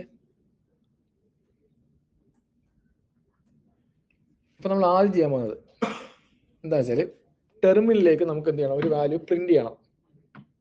ഓക്കെ ആണല്ലോ. അപ്പൊ നമ്മൾ ജസ്റ്റ് സ്റ്റാർട്ട് ചെയ്തല്ലോ, നമ്മൾ വലിയ വലിയ പ്രോഗ്രാം ഒന്നും ഇപ്പൊ ചെയ്യുന്നില്ല. ഓക്കെ, അപ്പം ടെർമിനലിലേക്ക് എനിക്ക് എന്ത് ചെയ്യണം, നീ ഹലോ എന്ന് പ്രിന്റ് ചെയ്യണം. ഇതാണ് എന്റെ പ്രോഗ്രാം. ഓക്കെ, അപ്പൊ അതിനുവേണ്ടി നമ്മൾ ടെർമിനലിലേക്ക് പ്രിന്റ് ചെയ്യാൻ വേണ്ടി നമ്മൾ എഴുതുന്ന കോഡാണ് console.log. അപ്പൊ ഞാൻ ഈ എഴുതിയേക്കുന്ന സിന്റാക്സ് ഇതുപോലെ തന്നെ തൽക്കാലം എഴുതുക. എന്തുകൊണ്ടാ ബ്രാക്കറ്റ് ഇട്ട് നോക്കാം, കുറച്ചുകൂടെ കഴിഞ്ഞ ഫംഗ്ഷൻ ഒക്കെ പഠിക്കുമ്പോൾ നിങ്ങൾക്ക് മനസ്സിലാവുള്ളൂ. അപ്പൊ നിങ്ങൾ ഇതിങ്ങനെ മനസ്സിലാക്കുക, നമ്മൾ ഉണ്ടാകുന്ന പഠിക്കുന്ന പോലെ ടെർമിനലിലേക്ക് ഒരു വാല്യൂ പ്രിന്റ് ചെയ്യണം, എന്തെങ്കിലും പ്രിന്റ് ചെയ്യണം. അപ്പൊ നമ്മൾ എന്ത് ചെയ്യുക, console.log എന്ന് കൊടുക്കുക, ബ്രാക്കറ്റ് ഇടുക. ഈ ബ്രാക്കറ്റിനകത്ത് കോഡ്സിൽ എന്ത് ചെയ്യുക, എന്തെങ്കിലും കൊടുക്കാം. ഞാൻ ഹലോ എന്ന് കൊടുത്തു, കോഡ്സ് വേണം കൊടുക്കാം, കോഡ്സിലാ കൊടുക്കരുത്, അത് വർക്കാവില്ല. ഞാൻ ഒരു കോഡ് എഴുതി ടെർമിനലിലേക്ക് ഹലോ എന്ന് പ്രിന്റ് ചെയ്യാനുള്ള കോഡ്. അവസാനം ഒരു സെമിക്കോളം വന്നുണ്ടോ, അത് എനിക്ക് ഓട്ടോമാറ്റിക്കലി പ്രത്യേകത ആഡ് തരുന്നതാണ്. നേരത്തെ പണ്ട് ഈ ഒരു സെമിക്കോളിന്റെ ആവശ്യം ഉണ്ടായിരുന്നു, ഇപ്പൊ അതിന്റെ ആവശ്യമില്ല. പണ്ട് സെമിക്കോളെങ്കിൽ എറർ അടിക്കുമായിരുന്നു, എൻഡ് ഓഫ് എ ലൈൻ എന്ന് സൂചിപ്പിക്കാൻ വേണ്ടിയാണ് സെമിക്കോളൻ. ഇപ്പൊ സെമിക്കോളൻ കുഴപ്പമില്ല, ഇട്ടില്ലേലും കുഴപ്പമില്ല, ഇതിപ്പം ഓട്ടോമാറ്റിക്കലി വരുന്നതാണ്, അതുകൊണ്ട് ഞാൻ കളറില്ല. ഓക്കെ ആണല്ലോ. ഞാൻ സേവ് ചെയ്തു. ഓക്കെ, ഇനി ഇത് റൺ ചെയ്യണം. അതായത് ഈ പറഞ്ഞ കാര്യം എന്ത് ചെയ്യണം, ഈ ഫയലിനകത്ത് ഒരു കമാൻഡ് ഉണ്ട്. എന്തിനുള്ള കമാൻഡാ? പ്രിന്റ് ചെയ്യാൻ, ടെർമിനലിലേക്ക് പ്രിന്റ് ചെയ്യാനുള്ള. ഇതാരാ ചെയ്യുന്നേ? പ്രൊസസ്സർ. ജാവാസ്ക്രിപ്റ്റിലാണ് നമ്മൾ എഴുതിയേക്കുന്നത്. അപ്പൊ നമുക്ക് ഇത് എന്ത് ചെയ്യണം, വർക്ക് ചെയ്യണം, എക്സിക്യൂട്ട് ചെയ്യണം. എക്സിക്യൂട്ട് ചെയ്യാൻ വേണ്ടി നമ്മൾ ടെർമിനലാണ് യൂസ് ചെയ്യുക. ടെർമിനലിലേക്ക് വരെ എക്സിക്യൂട്ട് ചെയ്യാനുള്ള കമാൻഡ് നമ്മൾ കൊടുക്കുന്നത് ടെർമിനലായിരിക്കും. അപ്പൊ നമ്മൾ ആദ്യമേ നമ്മുടെ ഫയൽ എഴുതി വെച്ചിട്ടുണ്ട് 00 first.js. ഇവിടെ ഒന്ന് നിങ്ങൾ DAR അടിച്ച് നോക്കി കാണാൻ പറ്റും, ഞാൻ സെർച്ച് നോക്കി ഉണ്ട് അവിടെ ഇല്ലല്ലോ. അപ്പം നമ്മൾ ആദ്യമേ ആ ഫയലുള്ള ഫോൾഡറിലേക്ക് ടെർമിനൽ വഴി കയറുക. ഞാനിപ്പോൾ കേട്ടിട്ടുണ്ടല്ലോ. എന്നിട്ട് എന്ത് ചെയ്യുക, നോഡ് സ്പേസ് ഫയൽ നെയിം കൊടുക്കുക. ടാബ് അടിച്ച് 00 ടാബ് അടിച്ചാൽ മതി, നോഡ് സ്പേസ് ഫയൽ നെയിം. ഇനി ഞാൻ എൻ്റർ അടിച്ചാൽ നോഡ് ആ ഫയലിനെ എടുത്ത് എക്സിക്യൂട്ട് ചെയ്യും. അപ്പൊ നോഡ് നമ്മുടെ കമ്പ്യൂട്ടറിൽ ഉണ്ട്, നമ്മൾ ഇൻസ്റ്റാൾ. അപ്പൊ വെറുതെ ടെർമിനൽ കണ്ട് നോഡ് സ്പേസ് ഫയൽ നെയിം അടിച്ചിട്ട് എൻ്റർ അടിച്ചാൽ എക്സിക്യൂട്ട് ചെയ്തു, ടെർമിനലിലേക്ക് പ്രിന്റ് ചെയ്തു. നമ്മൾ ഇനി കുറച്ച് നാളത്തേക്ക് ഔട്ട്പുട്ട് എല്ലാം കാണുന്ന ടെർമിനലിലേക്ക്. ഓക്കെ ആണല്ലോ. ഓക്കെ, അപ്പൊ നമ്മൾ എല്ലാം ചെയ്തിട്ട് അവസാനം ഔട്ട്പുട്ട് പ്രിന്റ് ചെയ്യുന്ന ടെർമിനലിലേക്കായിരിക്കും, ഔട്ട്പുട്ട് കാണാൻ വേണ്ടി. ഇത് മനസ്സിലായോ? അപ്പം ഒരു ഫയൽ, ഒരു ജാവാസ്ക്രിപ്റ്റ് ഫയൽ എക്സിക്യൂട്ട് ചെയ്യാൻ വേണ്ടി എന്ത് ചെയ്യുക, നോഡ് സ്പേസ് ഫയൽ നെയിം കൊടുത്താൽ മതി. ഓക്കെ ആണല്ലോ. Okay, node file name. Okay, പിന്നെ അങ്ങോട്ട് നമ്മൾ ചെയ്യുന്നത്, ഞാനൊരു കൺസെപ്റ്റ് പഠിക്കും, നിങ്ങൾ ടാസ്കുകൾ വരും, ടാസ്ക് ചെയ്യണം. അപ്പൊ ടാസ്ക് എങ്ങനെ എഴുതുന്നത് വെച്ചാൽ, ഓക്കെ ടാസ്കിലേക്ക് വരുമ്പോൾ പറയാം. ഇതാദ്യം ചെയ്യും.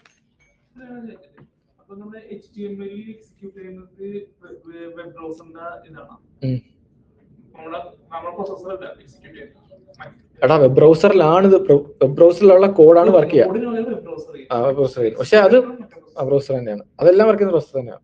പക്ഷെ ബ്രൗസറിന് പുറത്തേക്കില്ല, അകത്ത് നടന്നതിന് വർക്ക് ചെയ്യും.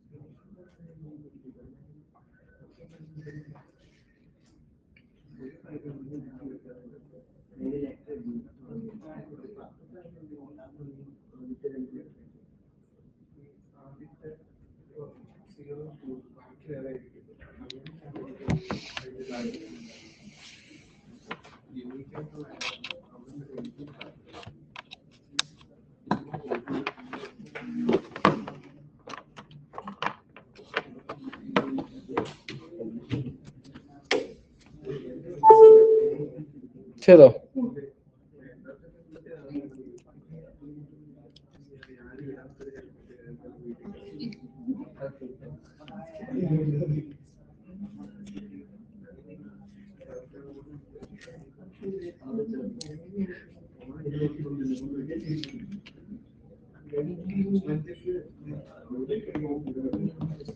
അടുത്തോട്ടെ.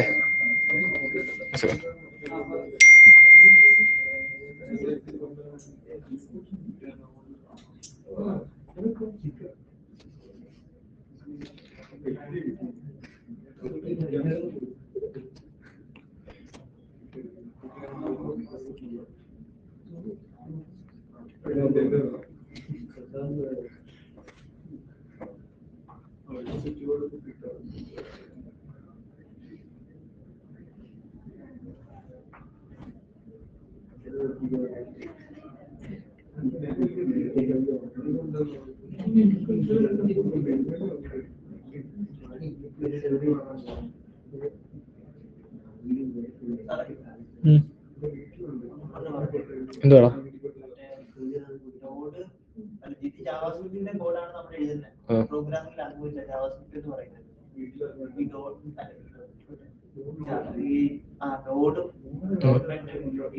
ഡോട്ട് നെറ്റോ? നോടെന്ന് പറഞ്ഞാൽ നീ എഴുതുന്ന ജാവാസ്ക്രിപ്റ്റ് കോഡില്ലേ, ഇത് കമ്പ്യൂട്ടറിന് മനസ്സിലാവില്ല. അപ്പൊ നീ കമ്പ്യൂട്ടറിന് മനസ്സിലാവുന്ന ലാംഗ്വേജ് ഏതാ? Binary language. അപ്പം ഈ ജാവാസ്ക്രിപ്റ്റ് കോഡിനെ ബൈനറി ലാംഗ്വേജിലോട്ട് കൺവേർട്ട് ചെയ്തിട്ട് അപ്പൊ ഒരു കോഡ് കിട്ടുമല്ലോ, അതിനെ പ്രൊസസ്സറിനെ കൊണ്ട് ചെയ്യിക്കുന്ന ആളാണ് ഈ നോഡ്. മനസ്സിലായി? അപ്പൊ നോഡ് ഉണ്ടെങ്കിൽ അത് ചെയ്യാൻ പറ്റുള്ളൂ. നോഡാണ് ജാവാസ്ക്രിപ്റ്റിനെ റൺ ചെയ്യുന്നത്.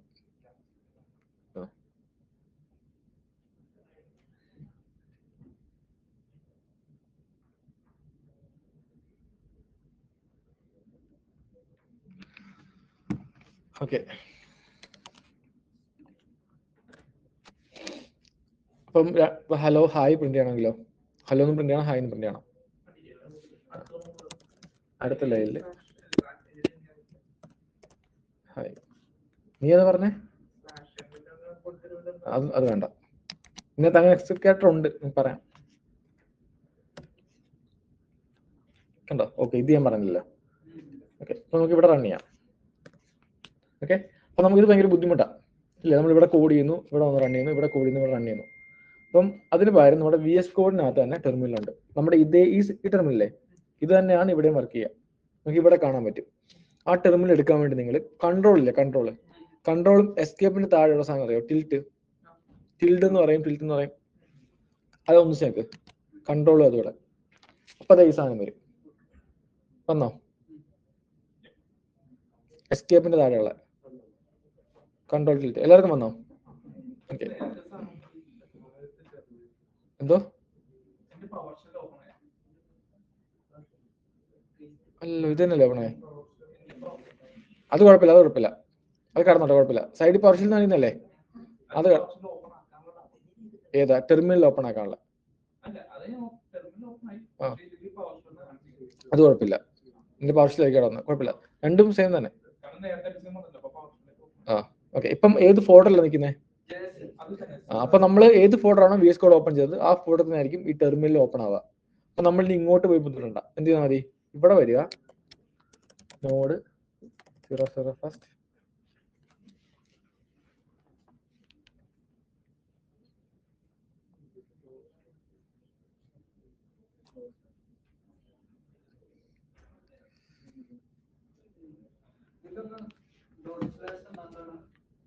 Dot slash. അത് കുഴപ്പമില്ല. അതെന്ന് വെച്ചാൽ സെയിം ഫോൾഡർ എന്നുള്ള അത് പാത്താ. നോഡ് സ്പേസ് നിങ്ങൾ ടാബ് അടിക്കുമ്പോൾ ഡോട്ട് സ്ലാഷ് വരുന്ന വെച്ചാൽ ഈ JS എന്ന് പറഞ്ഞ ഫോൾഡറിനകത്തുള്ള ഫയൽ സൂചിപ്പിക്കാൻ വേണ്ടിയാ. എനിക്കത് വരുന്നില്ലെന്നേ ഉള്ളൂ. അതായത് നോഡ് സ്പേസ് ഡോട്ട് സ്ലാഷ് ഇതിലേക്ക് വരുന്നേ. ഇതിനർത്ഥം വെച്ചാൽ ഡോട്ട് സ്ലാഷ് മീൻസ് ഈ JS-നകത്തുള്ള ഫയൽ. ഇത്രേ ഉള്ളൂ. അങ്ങനെ വന്നില്ലെങ്കിലും കുഴപ്പമില്ല, വന്നാലും കുഴപ്പമില്ല. ഇത്ര മനസ്സിലായോ? അപ്പൊ നമ്മളൊരു പ്രോഗ്രാം എഴുതിയിട്ട് അതെങ്ങനെ എക്സിക്യൂട്ട് ചെയ്യാം? നോഡ് സ്പേസ് ഫയലിനെ, അപ്പൊ അത് എക്സിക്യൂട്ട് ആവും. അതൊക്കെയാണല്ലോ. അപ്പൊ എക്സ്റ്റൻഷൻ എന്താ? Extension .js. ഓക്കെ. ഇനി അടുത്തത് ടാസ്ക് ആണ്. ഇപ്പൊ എങ്ങനെയാണെന്ന് അറിയാലോ. എന്താ ടാസ്ക് 00.js. എന്നിട്ട് ഇത് ചെയ്യും. അതിനകത്ത് തന്നെ എഴുതിയാൽ മതി. രണ്ടും സിമ്പിൾ പ്രോഗ്രാമാണ്. അപ്പൊ അങ്ങോട്ട് എന്താ പോകുന്നതനുസരിച്ച് ടാസ്കിന്റെ കട്ടിയും കൂടി വരും. സെക്കൻഡ്.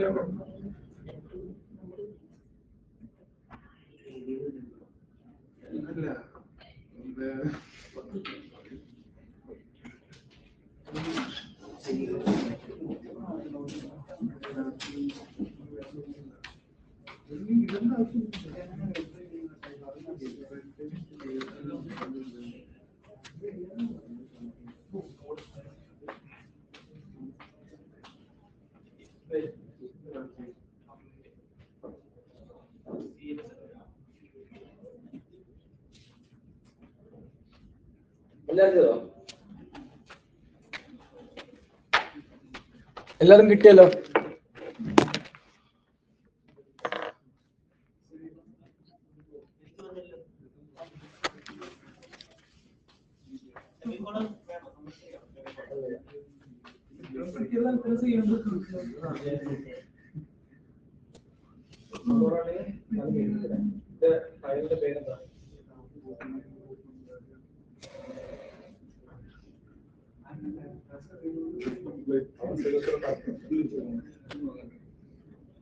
ആ പേര് കണ്ടുപിടിക്കണം. അല്ലെങ്കിൽ എന്ത് ചെയ്യും? File not found, module not found എന്ന് പറഞ്ഞാൽ അടിക്കും. ഈ ജാവാസ്ക്രിപ്റ്റ് ഫയലില്ലേ, അതിന് പറഞ്ഞു തരാണ് മൊഡ്യൂൾ. ഓക്കെ, ഞാനിവിടെ റൺ ചെയ്യാന്ന് വെച്ചാൽ റൺ ചെയ്യുമ്പോൾ ഞാനിവിടെ ഇല്ലാത്തൊരു ഫയൽ റൺ ചെയ്യാൻ ശ്രമിക്കുന്നു. ഇങ്ങനെ ഫയൽ ഉണ്ടോ? ഇല്ല. അതെ, അപ്പം അത് എറർ ത്രോ ചെയ്യും, എറർ അടിക്കും. കനോട്ട് ഫൈൻഡ് മൊഡ്യൂൾ, കണ്ടോ, അങ്ങനെ ഒരു മൊഡ്യൂൾ ഫൈൻഡ് ചെയ്യാൻ പറ്റുന്നില്ല. ഫുൾ പാത്ത് ഇവിടെ കാണിച്ചിട്ടുണ്ട്, മൊഡ്യൂൾ നോട്ട് ഫൗണ്ട്. നിങ്ങൾ നോക്കണം, നിങ്ങൾ അടിച്ച ആ സ്പെല്ലിങ്ങിലോ എന്തെങ്കിലും മിസ്റ്റേക്ക് ഉണ്ടോ. ടാസ്ക് ചെയ്തല്ലോ, എല്ലാവരും കിട്ടിയില്ലേ? ഓക്കെ, അടുത്തതിലേക്ക് പോവാം. അടുത്താണെന്ത്? വേരിയബിൾസ്. എന്താ വേരിയബിൾസ്?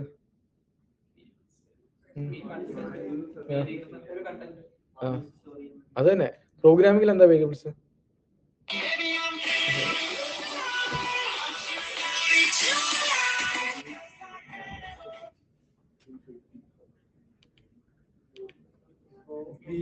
ഹലോ, ക്ലാസ്സിലാണ്.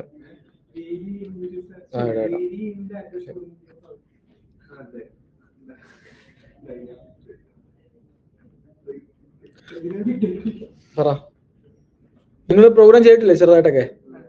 എന്താ വേരിയബിൾസ്? എന്താ അവിടെ യൂസ് ചെയ്താണല്ലോ. വേരിയബിൾസ് യൂസ് ചെയ്ത പ്രോഗ്രാം പോലും ഇല്ല അല്ലേ? ആ, എന്താ ഇൻസ്റ്റേ?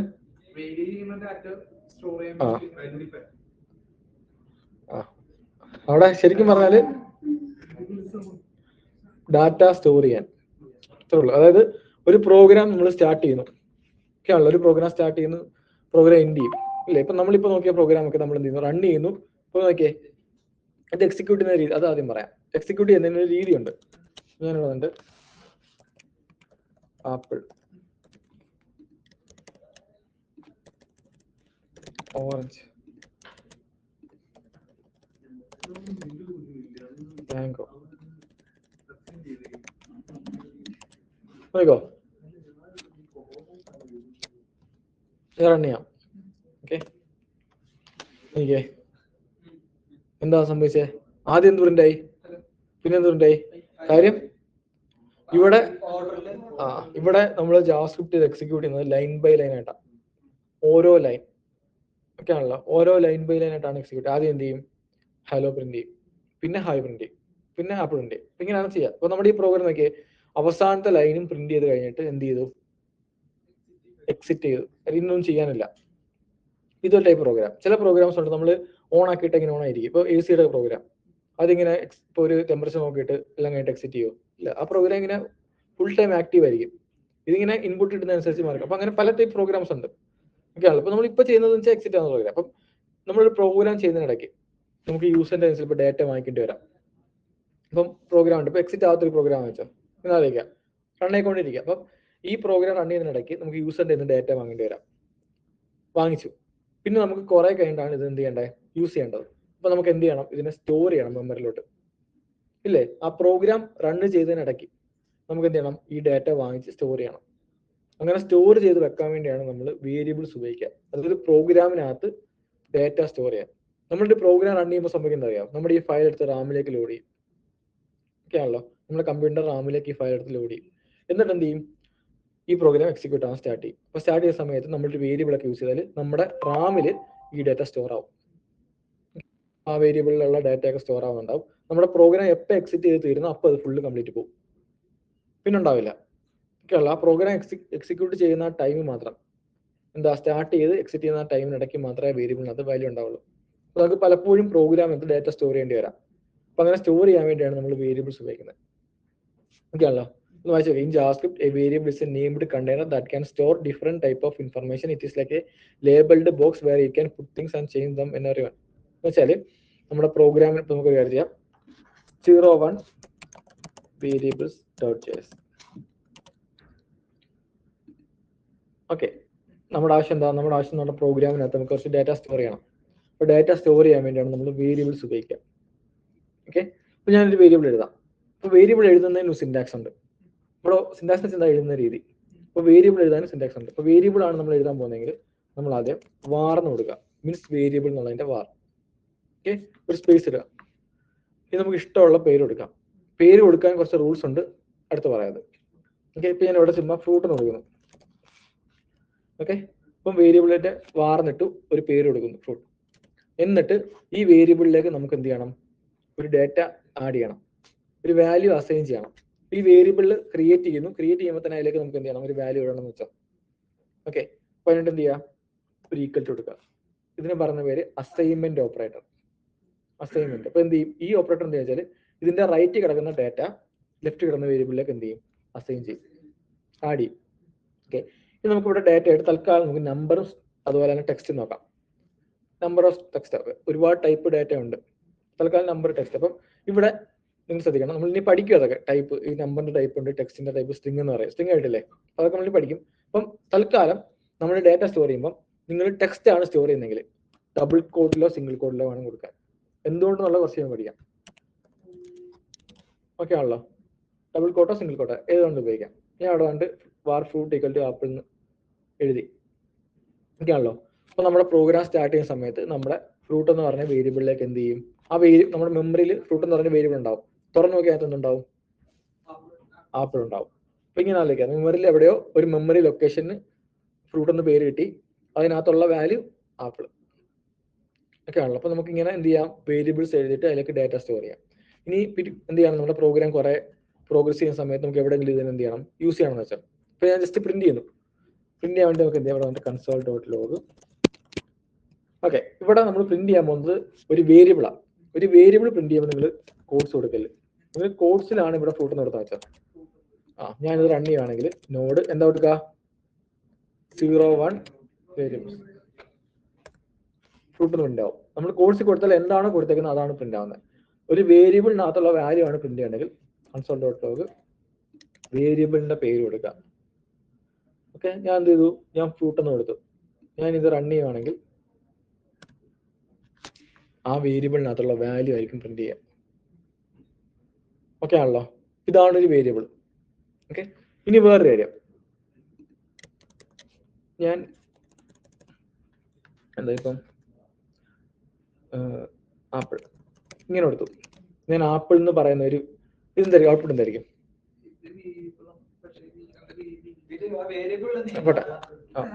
അപ്പോൾ അത് കൺഫ്യൂഷൻ ആവണ്ട. ഞാനിവിടെ console.log എന്താ ഇപ്പം കണ്ടെയ്നർ ചുമ്മാ ഒരു പേര് കൊടുത്തു. അപ്പം ഇതെന്താ, നമ്മൾ ഇങ്ങനെ എഴുതിയ അതിനകത്ത് ഒരു വേരിയബിൾ ആണ്. പക്ഷെ ഇങ്ങനെ ഒരു വേരിയബിൾ ഞാൻ ഡിഫൈൻ ചെയ്തിട്ടില്ല, ഇങ്ങനെ വേരിയബിൾ ഇല്ല. അപ്പൊ എന്ത് സംഭവിക്കാൻ നോക്കാം. ഓക്കെ, റൺ ചെയ്തു. ഓക്കെ, ആദ്യമേ ആപ്പിൾ പ്രിന്റ് ആയി. ലൈൻ ബൈ ലൈൻ എക്സിക്യൂഷൻ ആണല്ലോ. ഫസ്റ്റ് എന്തായിരിക്കും സംഭവിക്കുക, ഫസ്റ്റ് ഫ്രൂട്ട് എന്ന് പറയുന്ന ഒരു വേരിയബിൾ ക്രിയേറ്റ് ചെയ്യപ്പെടും, അതിലേക്ക് ആപ്പിൾ സ്റ്റോർ ആവും, അതിനുശേഷം ആപ്പിൾ പ്രിന്റ് ആവും. അതാണ് ഈ ആപ്പിൾ പ്രിന്റ് ആക്കുന്നത്. പ്രിന്റ് ചെയ്ത ആപ്പിള് ലൈൻ ബൈ ലൈൻ അല്ലടാ, ഓരോ ലൈൻ കഴിഞ്ഞിട്ടേ പോകുള്ളൂ. പക്ഷെ ആ ലൈനിന് മുകളിലാണെങ്കിൽ അത് പ്രിന്റ് ആവില്ല. പറയാം വരാം. ഇപ്പൊ ഞാൻ എന്ത് ചെയ്തു, ആപ്പിൾ പ്രിന്റ് ആയി. ഫസ്റ്റ് നടക്കുക, ഫസ്റ്റ് ഈ ലൈൻ നടക്കുക, നമുക്ക് കാണാൻ പറ്റില്ല. ഫ്രൂട്ട് എന്ന് പറഞ്ഞൊരു വേരിയബിൾ ക്രിയേറ്റ് ചെയ്യപ്പെടുകയും ചെയ്യും, അതിലേക്ക് ആപ്പിൾ എന്ന് പറഞ്ഞ വാല്യൂ സ്റ്റോർ ആവുകയും ചെയ്യും. എന്നിട്ട് എന്ത് ചെയ്യും, ഫ്രൂട്ടിനെ പ്രിന്റ് ചെയ്യും. അപ്പൊ എന്ത് ചെയ്യും, ആപ്പിൾ പ്രിന്റ് ആവും. എന്നിട്ട് എന്ത് ചെയ്യും, അടുത്ത ലൈനിലേക്ക് വരുന്നു, കണ്ടെയ്നർ പ്രിന്റ് ചെയ്യാൻ ശ്രമിക്കുന്നു. പ്രിന്റ് ചെയ്യാൻ ശ്രമിക്കുമ്പോൾ നോഡിന് മനസ്സിലാവും അങ്ങനെ ഒരു കണ്ടെയ്നർ എന്ന് പറഞ്ഞ വേരിയബിൾ ഇല്ല. അപ്പൊ എന്ത് ചെയ്യും, എറർ ത്രോ ചെയ്യും. ഫസ്റ്റ് നമുക്ക് അടിച്ച എററാണ് എന്ത്, റെഫറൻസ് എറർ. അതെന്താ വെച്ചാൽ നമ്മൾ ഇല്ലാത്തൊരു വേരിയബിളിനെ യൂസ് ചെയ്യാൻ ശ്രമിക്കുമ്പോൾ, പ്രിന്റ് ചെയ്യാന്നല്ല എന്തും ചെയ്യാം, യൂസ് ചെയ്യാൻ ശ്രമിക്കുമ്പോൾ അടിക്കുന്ന എററാണ് റെഫറൻസ് എറർ. കണ്ടോ, കണ്ടെയ്നർ ഈസ് നോട്ട് ഡിഫൈൻഡ്, ഒരു എറർ അടിച്ചു. അപ്പൊ നമുക്ക് റെഫറൻസ് എറർ എന്നാൽ മനസ്സിലാക്കുക, നിങ്ങൾ അങ്ങനെ ഒരു വേരിയബിൾ ക്രിയേറ്റ് ചെയ്തിട്ടുണ്ടാവില്ല. പൊതുവെ നമുക്ക് വരാം. ചിലപ്പോൾ നമ്മളിപ്പം ഫ്രൂട്ട് എന്ന് തന്നെ ക്രിയേറ്റ് ചെയ്തിട്ട് ചിലപ്പോൾ നമ്മൾ സ്പെല്ലിംഗ് വെച്ച് ഇടാം, ഫാർ യു ഐ ഇല്ലേ. അപ്പൊ എന്ത് ചെയ്യും,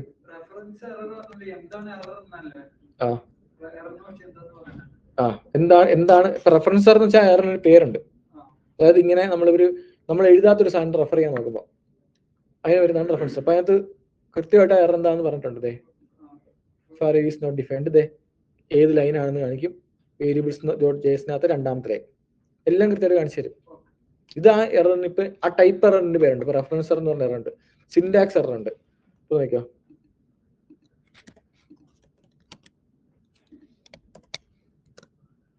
കണ്ടോ, സിൻടാക്സ് എറർ. നമ്മൾ എഴുതുന്ന രീതിയിൽ എന്തെങ്കിലും പ്രശ്നം ഉണ്ടെങ്കിൽ സിൻടാക്സ് എറർ അടിക്കും. അത് എഴുതുന്ന സിൻടാക്സിൽ എന്തെങ്കിലും വ്യത്യാസം. അപ്പൊ ഇത് കറക്റ്റ് ആണോ, അല്ലല്ലോ, ഇവിടെ ഒരു ബ്രാക്കറ്റ് ക്ലോസ് ചെയ്യണ്ടേ. അപ്പൊ അതാണ് സിൻടാക്സ് എറർ. പിന്നെ റെഫറൻസ് എറർ ഉണ്ട്. ഇപ്പൊ നമ്മൾ ഈ പറഞ്ഞ പോലെ ഡിഫൈൻ ചെയ്യാത്തൊരു വേരിയബിൾ യൂസ് ചെയ്യാൻ ശ്രമിക്കുമ്പോൾ റെഫറൻസ് എറർ വരും. അങ്ങനെ പല ടൈപ്പ് എറേഴ്സ് ഉണ്ട്. ഇനി ഉണ്ടാവും ടൈപ്പ് എറർ ഉണ്ട്, അങ്ങനെ കുറെ എറേഴ്സ് ഉണ്ട്. വേണ്ട വേണ്ട, അത് വേണ്ട. ഓട്ടോമാറ്റിക്കലി ചെയ്തോളൂ. ഡൈനാമിക്കലി ടൈപ്ഡ് എന്ന് പറയും. എനിക്ക് വരാം. ഓക്കെ, ഇത് മനസ്സിലായോ? നീ എന്ത് പറയാന്നേ? ഇല്ല, അതെന്താ ഒന്നുമില്ല. ഇല്ല അപ്പൊ പറയാം. നീ അത് വായിച്ചിട്ടുണ്ടോ? ഓക്കെ, ഇത് മനസ്സിലായോ? ഓക്കെ, അപ്പം ഇനി അടുത്തൊരു കാര്യം കൂടെ പറയാം. കമന്റ് ചെയ്യുന്ന പരിപാടി ഇല്ലേ, ഇവിടെ ഉണ്ട്. കമന്റ് പിന്നെന്താ, ഒന്നുമില്ല അതിനകത്ത്. ഒക്കെയാണല്ലോ. ഇപ്പൊ നോക്കിയാൽ ഞാനിവിടെ വാർ ഫ്രൂട്ട് എന്ന് പറഞ്ഞ് ഒരു വേരിയബിൾ ഡിഫൈൻ ചെയ്തു. അതിലേക്ക് ഒന്നും അസൈൻ ചെയ്തില്ല. ഓക്കെ ആണല്ലോ. ഈക്വൽ ടു എന്ന് പറഞ്ഞാൽ അസൈൻ ചെയ്യില്ല. അങ്ങനെ ചെയ്യാം, കുഴപ്പമൊന്നുമില്ല. ഇനി ഞാൻ വേണ്ട ഫ്രൂട്ട് കൺസോൾ ചെയ്യാൻ പോവാം. എന്ത് വരും നോക്കാം. ഒന്നുമില്ല അതിനകത്ത് വേറെ സാധനം നോക്കോ. കൺസോൾ ചെയ്തില്ലല്ലോ, സേവ് ചെയ്തിട്ടില്ല. എൻക്വയറി പോലെ തന്നെ വേറെ സാധനം ഉണ്ട്, അൺഡിഫൈൻഡ്. അപ്പം നമ്മൾ ഒന്നും ഡിഫൈൻ ചെയ്തിട്ടില്ലെങ്കിൽ അതിലേക്ക് വരാൻ പോകുന്ന വാല്യൂ അൺഡിഫൈൻഡ് എന്നായിരിക്കും. നമുക്ക് കൺസോൾ ചെയ്യുമ്പോൾ അൺഡിഫൈൻഡ്, ഡിഫൈൻ ചെയ്തിട്ടില്ല എന്ന് കാണിക്കും. ഇത് ആക്ച്വലി ഒരു വാല്യൂ അൺഡിഫൈൻഡ്. ഓക്കെ ആണല്ലോ. ഇത്ര മനസ്സിലായോ? അതായത് നമ്മളൊരു വേരിയബിൾ ഡിഫൈൻ ചെയ്തിട്ടില്ല, ക്രിയേറ്റ് ചെയ്തു, പക്ഷേ അതിലേക്ക് ഒരു വാല്യൂ അസൈൻ ചെയ്തിട്ടില്ല വെച്ചാൽ അപ്പോൾ എന്ത് ചെയ്യും? അൺഡിഫൈൻഡ് വരും. ചെയ്ത് നോക്കിയേ.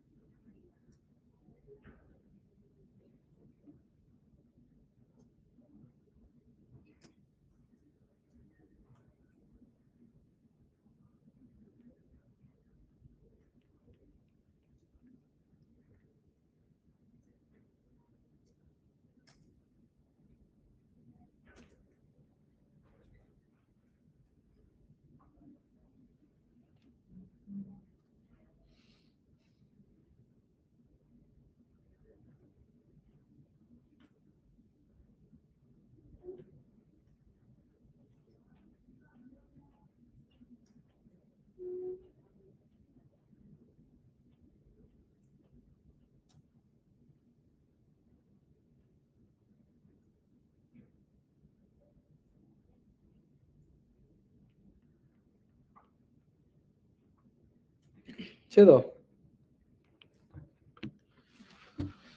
ഓക്കെ, ഇത് മനസ്സിലായോ?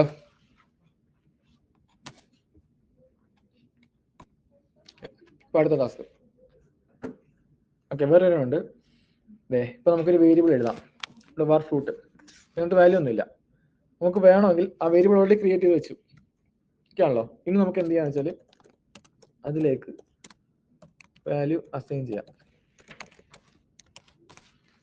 ഓക്കെ, ഇന്ന് ഞാൻ റൺ ചെയ്യുമ്പോൾ ഔട്ട്പുട്ട് കണ്ടോ? അതായത് ഇവിടെ സംഭവിച്ചത് എന്താ? ഫസ്റ്റ് ഈ ലൈൻ ഒരു വേരിയബിൾ ക്രിയേറ്റ് ചെയ്യപ്പെടും, പിന്നെ നമ്മൾ വാർ ഉപയോഗിക്കണ്ട ആണല്ലോ. ആദ്യം വേരിയബിൾ ക്രിയേറ്റ് ചെയ്യാൻ വേണ്ടി മാത്രം വാർ ഉപയോഗിച്ചാൽ മതി. എന്നിട്ട് എന്ത് ചെയ്തു?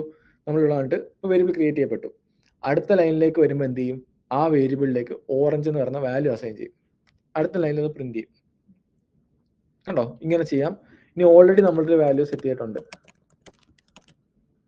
ഇപ്പോഴോ റീപ്ലേസ് ചെയ്യും. ഇപ്പം എന്ത് ചെയ്തു? ആദ്യമേ ഒരു വാല്യൂ അസൈൻ ചെയ്തു, പിന്നെ എന്ത് ചെയ്തു? അതിനെ റീപ്ലേസ് ചെയ്തു. ഇപ്പൊ ഫ്രൂട്ട് പ്രിന്റ് ചെയ്യുമ്പോൾ ഓറഞ്ച്. ഇപ്പോഴോ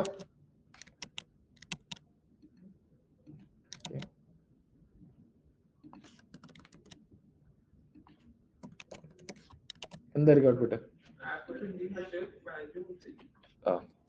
ഇവിടെ പ്രിന്റ് ആവുന്ന ആപ്പിൾ. കാര്യം എന്താ? നമ്മൾ ആദ്യം എന്ത് ചെയ്യും? ലൈൻ ബൈ ലൈൻ ആണ്. ആദ്യം എന്ത് ചെയ്യും? ഫ്രൂട്ടിലേക്ക് ആപ്പിൾ വരും, പിന്നെ ആപ്പിൾ പ്രിന്റ് ചെയ്യും, ഫ്രൂട്ട് പ്രിന്റ് ചെയ്യും. അപ്പൊ എന്ത് ചെയ്യും? അത് ആപ്പിളാണ് ഉള്ളത്, എന്നിട്ടേ ഓറഞ്ച് അസൈൻ ചെയ്യുള്ളൂ.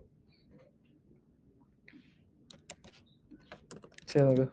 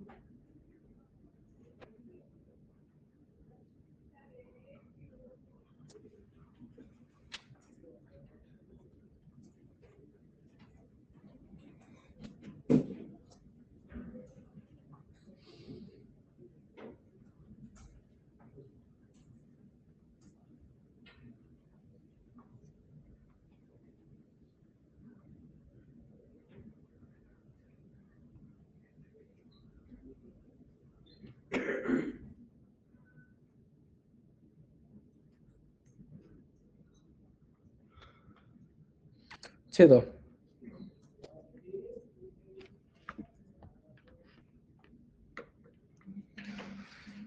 അടുത്ത് നോക്കാം. ഓക്കെ, ക്വസ്റ്റ്യനിലേക്ക് പോകാം. അതിന് മുമ്പായിട്ട് നമ്മൾ വേരിയബിൾസിന്റെ പേര് കൊടുക്കുമ്പോൾ ശ്രദ്ധിക്കേണ്ട കുറച്ച് റൂൾസ് ഇതാണല്ലോ.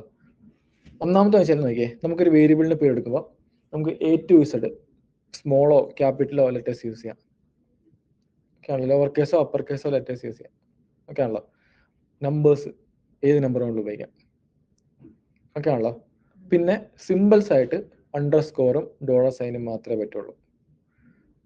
വേറെ ഒന്നും പറ്റില്ല. സ്റ്റാറോ അല്ലെങ്കിൽ എന്താ നമ്മൾ ഉപയോഗിക്കുന്ന ഹാഷോ പെർസെൻറ്റേജോ ഒന്നും പറ്റില്ല. സിമ്പിൾസ് ആയിട്ട് ആകെ അണ്ടർസ്കോറും ഡോളർ സൈനും. ഓക്കെ ആണല്ലോ. പിന്നെ അതുപോലെ വേരിയബിളിന്റെ പേര് തുടങ്ങുമ്പോൾ ഫസ്റ്റ് ലെറ്റർ ആയിട്ട് നമ്പർ തുടങ്ങാൻ പറ്റില്ല. വേറെ ഇപ്പം A to Z യൂസ് ചെയ്യാം, അണ്ടർസ്കോർ യൂസ് ചെയ്യാം, ഡോളർ സൈൻ യൂസ് ചെയ്യാം. ഫസ്റ്റ് ലെറ്റർ ആയിട്ട് നമ്പർ സ്റ്റാർട്ട് ചെയ്യാൻ പറ്റില്ല. ഓക്കെ ആണല്ലോ. ഓക്കെ, അപ്പോൾ അതായത് ഒരു വേരിയബിൾ എഴുതുമ്പം വേണമെങ്കിൽ എനിക്കിതേ ഇങ്ങനെ എഴുതാം. ഒറ്റ വാക്ക് കൊടുത്താലും മതി. അണ്ടർസ്കോർ ആണ് യൂസ് ചെയ്തേക്കുന്നത്, കുഴപ്പമില്ല. മനസ്സിലായോ? ഓക്കെ, അതുപോലെ നമുക്ക് എന്ത് ചെയ്യാം, അപ്പം അണ്ടർസ്കോർ ആപ്പിൾ ഡാറ്റ ഇങ്ങനെ കൊടുക്കാം, ഒന്നും കുഴപ്പമില്ല. പക്ഷെ എന്ത് ചെയ്യാൻ പറ്റില്ല, നമ്പറിൽ നമുക്ക് സ്റ്റാർട്ട് ചെയ്യാൻ പറ്റില്ല. ഓക്കെ, പക്ഷെ നമുക്ക് എന്ത് ചെയ്യാം, വേറെ എവിടെ മുകളിൽ നമ്പർ ഇടാം. കണ്ടോ, പേര് സ്റ്റാർട്ട് ചെയ്യുന്ന ഫസ്റ്റ് ലെറ്റർ നമ്പർ ആക്കാൻ പറ്റില്ല, അത്രേ ഉള്ളൂ. ഓക്കെ, പിന്നെ അതുപോലെ പിന്നെ നമുക്ക് ക്യാപിറ്റൽ എയോ സ്മോൾ ബിയോ എന്ത് വേണമെങ്കിലും കൊടുക്കാം, അതൊന്നും ഒരു പ്രശ്നമില്ല. ഓക്കെ, ഇനി അടുത്തത് എന്താ, വേരിയബിൾസിന്റെ പേര് കേസ് സെൻസിറ്റീവ് ആണ്. അതായത് കേസിംഗിൽ വ്യത്യാസം നോക്കോ, var data equal to hello, var equal to hi, ഇങ്ങനെ കൊടുത്തു. ഇതുകൊണ്ട് കൺസോൾ ഡോട്ട് ലോഗ് ഡാറ്റ എന്തായിരിക്കും ഔട്ട്പുട്ട്? ഹലോ ആയിരിക്കും, ഹായ് ആയിരിക്കോ? നോക്കാം,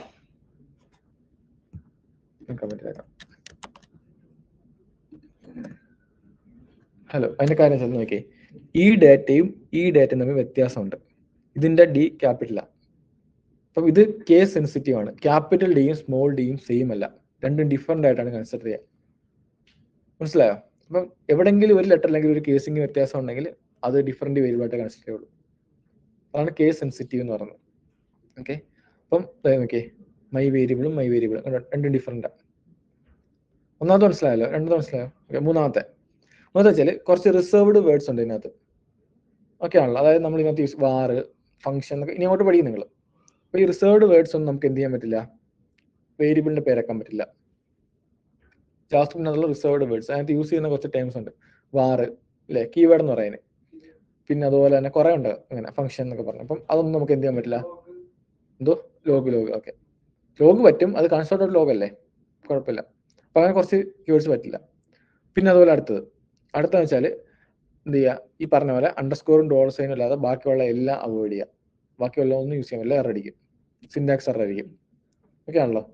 ഓക്കെ, ഇനി വേറെ ഇപ്പൊ ഇത്രയും പറഞ്ഞത് റൂൾസാണ്, ഇങ്ങനെ നമുക്ക് ചെയ്യാൻ പറ്റുള്ളൂ. പിന്നെ ഉള്ളത് സ്റ്റാൻഡേർഡ് ഞാൻ പറയാം. അതായത് ജാവാസ്ക്രിപ്റ്റിനകത്ത് നമ്മൾ മെയിൻറ്റെയിൻ ചെയ്യുന്നത് ഈ ഇപ്പൊ നമ്മളിപ്പോൾ ഓരോ ലാംഗ്വേജ് നോക്കുകയാണെങ്കിൽ ഓരോ ലാംഗ്വേജിൽ വേരിയബിൾസിന് പേര് കൊടുക്കുന്നത് ഡിഫറെന്റ് സ്റ്റൈലിലായിരിക്കും. നമുക്ക് ഇതിനകത്ത് നമ്മൾ ക്യാമൽ കേസിംഗ് എന്ന് പറയും. അതൊരു വേരിയബിളിന് പേര് എടുക്കുന്നു. ഇപ്പൊ ഞാൻ വേരിയബിൾ എടുക്കുന്നു name equal to job. Okay ആണ്. ഓക്കെ, ഇനി ഞാൻ കൊടുക്കുന്നു എന്താ, മൈ ഫസ്റ്റ് നെയിം, ഇവിടെ my name. Okay, my name എന്നാണ് ഞാൻ എടുക്കാൻ പോകുന്നത് വേരിയബിളിന്. അപ്പം രണ്ട് വാക്കുണ്ട് ഇതിനകത്ത്, മൈ ഉണ്ട് നെയിം ഉണ്ട്. ഓക്കെ ആണല്ലോ, മൈയും നെയിമും ഉണ്ട് ഇതിനകത്ത്. നമ്മൾ സാധാരണ രണ്ട് വാക്കുകൾ വരുമ്പോൾ നമ്മൾ വേരിയബിളിന് പേര് എടുക്കുന്നത് വെച്ചാൽ ആദ്യം അത് കൊടുക്കുക, ഫസ്റ്റ് വാക്ക് കൊടുക്കുക, എന്നിട്ട് രണ്ടാമത്തെ വാക്കിന്റെ ഫസ്റ്റ് ലെറ്റർ ക്യാപിറ്റൽ കൊടുക്കുക. ഇത് റൂളല്ല, നിങ്ങൾക്ക് ഇങ്ങനെ എഴുതിയില്ലെങ്കിലും കുഴപ്പമില്ല. പക്ഷെ നിങ്ങൾ ഏതെങ്കിലും കമ്പനി പോയാലും നിങ്ങൾ ഇതായിരിക്കും ഫോളോ ചെയ്യുക. ഇത് സ്റ്റാൻഡേർഡാണ്. അപ്പം ജാവാസ്ക്രിപ്റ്റിനകത്ത് ഈ സ്റ്റാൻഡേർഡാണ് എന്ത് ചെയ്യുന്നത്, ഫോളോ ചെയ്യുന്നത്. ഇതിന് പറഞ്ഞ പേരാണ് ക്യാമൽ കേസിംഗ്. നമ്മൾ പൈത്തൺ നോക്കുവാണെങ്കിൽ പൈത്തണിനകത്ത് ഇപ്പം എന്താ ഇങ്ങനെ ആയിരിക്കും എഴുതുക, അണ്ടർസ്കോർ റിക്കാർഡ്. അത് പല ലാംഗ്വേജിൽ പലതാണ്. ഓക്കെ ആണല്ലോ. അപ്പം നമ്മുടെ ഇതിനകത്ത് എന്താ ക്യാമൽ കേസിംഗ് ആണ് യൂസ് ചെയ്യുക. അപ്പം സം ഓഫ് ടു നമ്പേഴ്സ് എന്നാണ് വെച്ചാൽ വേരിയബിളിന്റെ പേര്. അപ്പൊ എങ്ങനെ എഴുതും, സം പിന്നെ ഓ ക്യാപിറ്റൽ. ഇനി വരുന്ന എല്ലാ വാക്കിന്റെയും ഫസ്റ്റ് ലെറ്റർ ക്യാപിറ്റൽ, ഓഫ് ടുവിന്റെ ടി ഗ്യാപ്പിൽ നമ്പേഴ്സിന്റെ കണ്ടോ, ഇതിനാണ് ക്യാമൽ കേസിംഗ് എന്ന് പറയുന്നത്. അപ്പം നമ്മൾ ഈ ക്യാമൽ കേസിംഗ് എന്ന് പറയുന്ന ആ ഒരു പ്രാക്ടീസ് ആയിരിക്കും ഫോളോ ചെയ്യാൻ പോകുന്നത്. മനസ്സിലായി ഇത്രയും പറഞ്ഞ കാര്യങ്ങൾ? ഓക്കെ, അത് ഓർത്തിരിക്കുക. അപ്പൊ അതിന് അടുത്ത ടാസ്ക് 01.js ചെയ്ത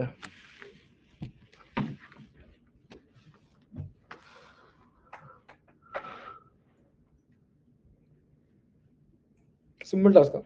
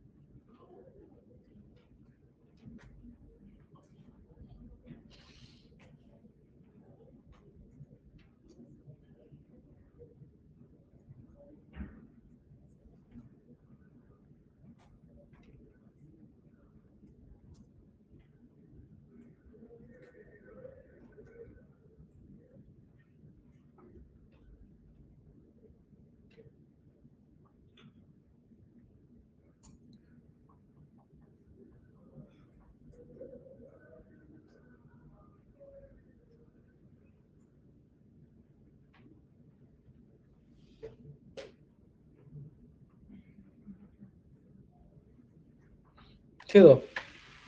അല്ലേനോ?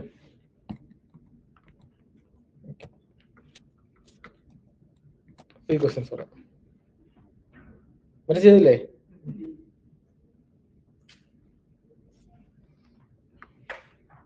ചുമ്മാ ചെയ്ത് നോക്കാൻ വേണ്ടിയാണ്.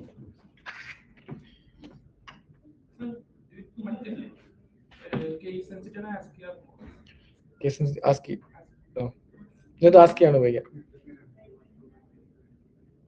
ഇതിപ്പോ ഈ ടാസ്ക് ചെയ്താൽ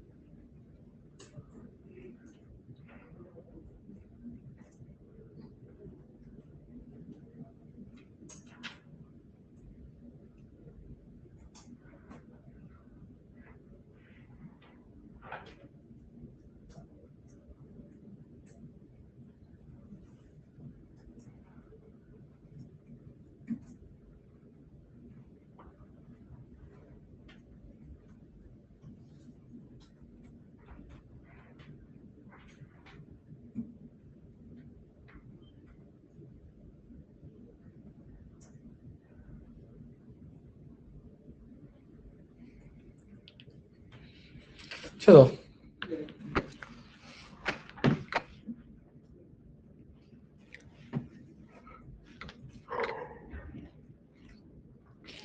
എത്ര ദിവസമാടാ ചെയ്ത് കഴിഞ്ഞോ?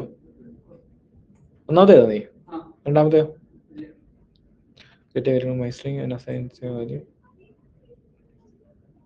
അത് തന്നെ മൈസ്ട്രിങ് എന്ന് പറഞ്ഞ വേരിയബിൾ എന്തൊക്കെ വാല്യൂ അസൈൻ ചെയ്യുക, അത് പ്രിന്റ് ചെയ്യുക. അല്ല, ഇഷ്ടമുള്ള പേര് assign with a text value of your choice, എന്നിട്ട് അത് പ്രിന്റ് ചെയ്യുക.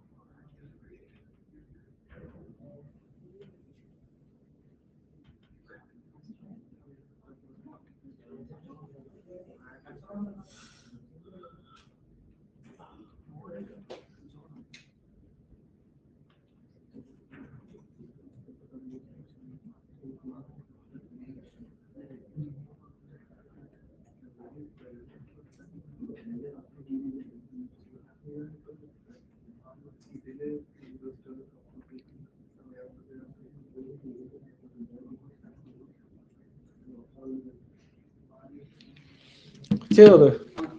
എല്ലാവരും കിട്ടിയോ? സ്റ്റോപ്പ് ചെയ്യാൻ വരുന്നു. ബാക്കി അടുത്ത ലെസൺ നോക്കാം. Data types.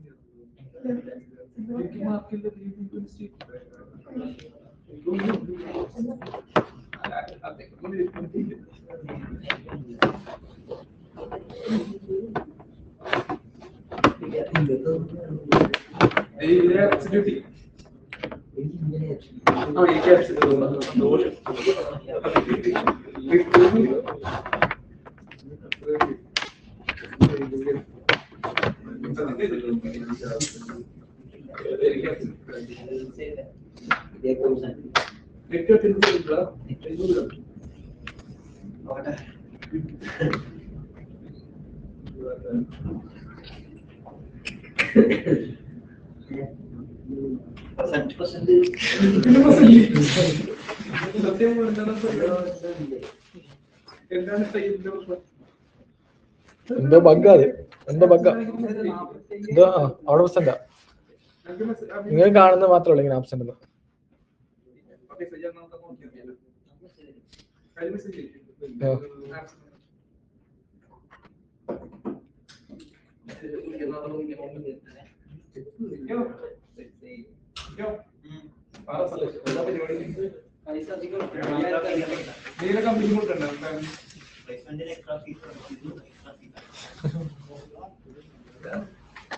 എന്തിന്റെ കമ്പനിക്ക് ആൾക്കാരെ പുഷ് ചെയ്യാൻ വേണ്ടിയാണ്.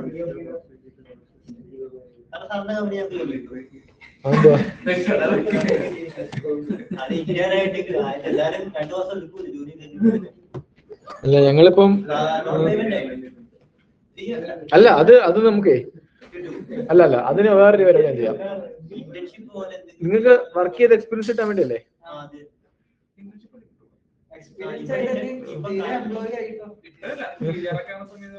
നല്ല കമ്പനി ആദ്യം കയറി എന്നിട്ട് അവിടെ നല്ല എക്സ്പീരിയൻസ് ഉണ്ടാക്കിയിട്ട് മതി വേറെ സ്റ്റാർട്ടപ്പിലൊക്കെ കിടപ്പാതെ.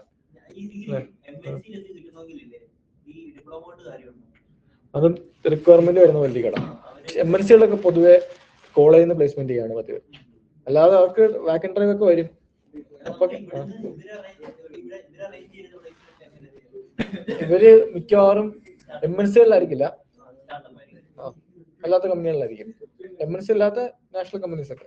സ്റ്റാർട്ടപ്പ് അല്ല, ചില കമ്പനീസ് ക്വാളിഫിക്കേഷൻ നോക്കും. ചില കമ്പനീസ്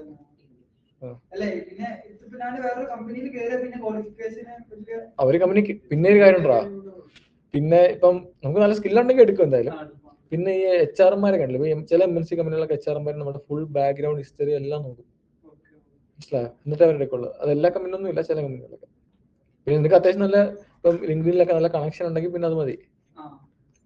പിന്നെ അതുപോലെ തന്നെ നീ ഇപ്പം അത്യാവശ്യം നല്ല 2-3 കമ്പനിയിലൊക്കെ വർക്ക് ചെയ്തിട്ടുണ്ടെങ്കിൽ പിന്നെ വേറെ ഏത് കമ്പനികളിൽ കയറാം. പിന്നെ ബാക്ക്ഗ്രൗണ്ട് ചെക്ക് ഒന്നുമില്ല. നിന്റെ ലാസ്റ്റ് കമ്പനി വിളിച്ചേർക്കും, അത്രേ ഉള്ളൂ. ലാസ്റ്റ് നീ എവിടെ നിന്നോ അവിടെ വിളിച്ചേർക്കും. ചിലര്, എല്ലാവരൊന്നുമില്ല. അത് ഞാൻ ജീവസാറിനോട് ചോദിക്കട്ടെ. ഇല്ലില്ല, അത് ഞങ്ങളിപ്പം തുടങ്ങി. അതായത് ഞങ്ങളൊരു ഇപ്പൊ ഒരു എംപ്ലോയീസിനെ എടുക്കാനുള്ള സ്റ്റേ ഒന്നും ആയിട്ടില്ല, മനസ്സിലായോ? അതിന്റെ ഓഫീസ് എടുക്കണം. ഞങ്ങൾ അവിടെ പോയി നോക്കിയായിരുന്നു, പക്ഷെ അവിടെ ഭയങ്കര റേറ്റ്. അപ്പൊ ഞങ്ങള് ഇപ്പൊ വർക്ക് സ്പേസ് എടുക്കുന്നുണ്ട്. അതായത് നമുക്ക് ഇപ്പം മണിക്കൂറിന് പേ ചെയ്യാം, അങ്ങനെ ഉള്ളു ഇപ്പം. അല്ലാതെ നമുക്ക് പറഞ്ഞാൽ മേടിക്കണല്ലോ, സ്ഥിരമായിട്ടില്ല. ഇപ്പൊ പക്ഷെ ഓഫീസ് അഡ്രസ് ഒക്കെ ഉണ്ട്.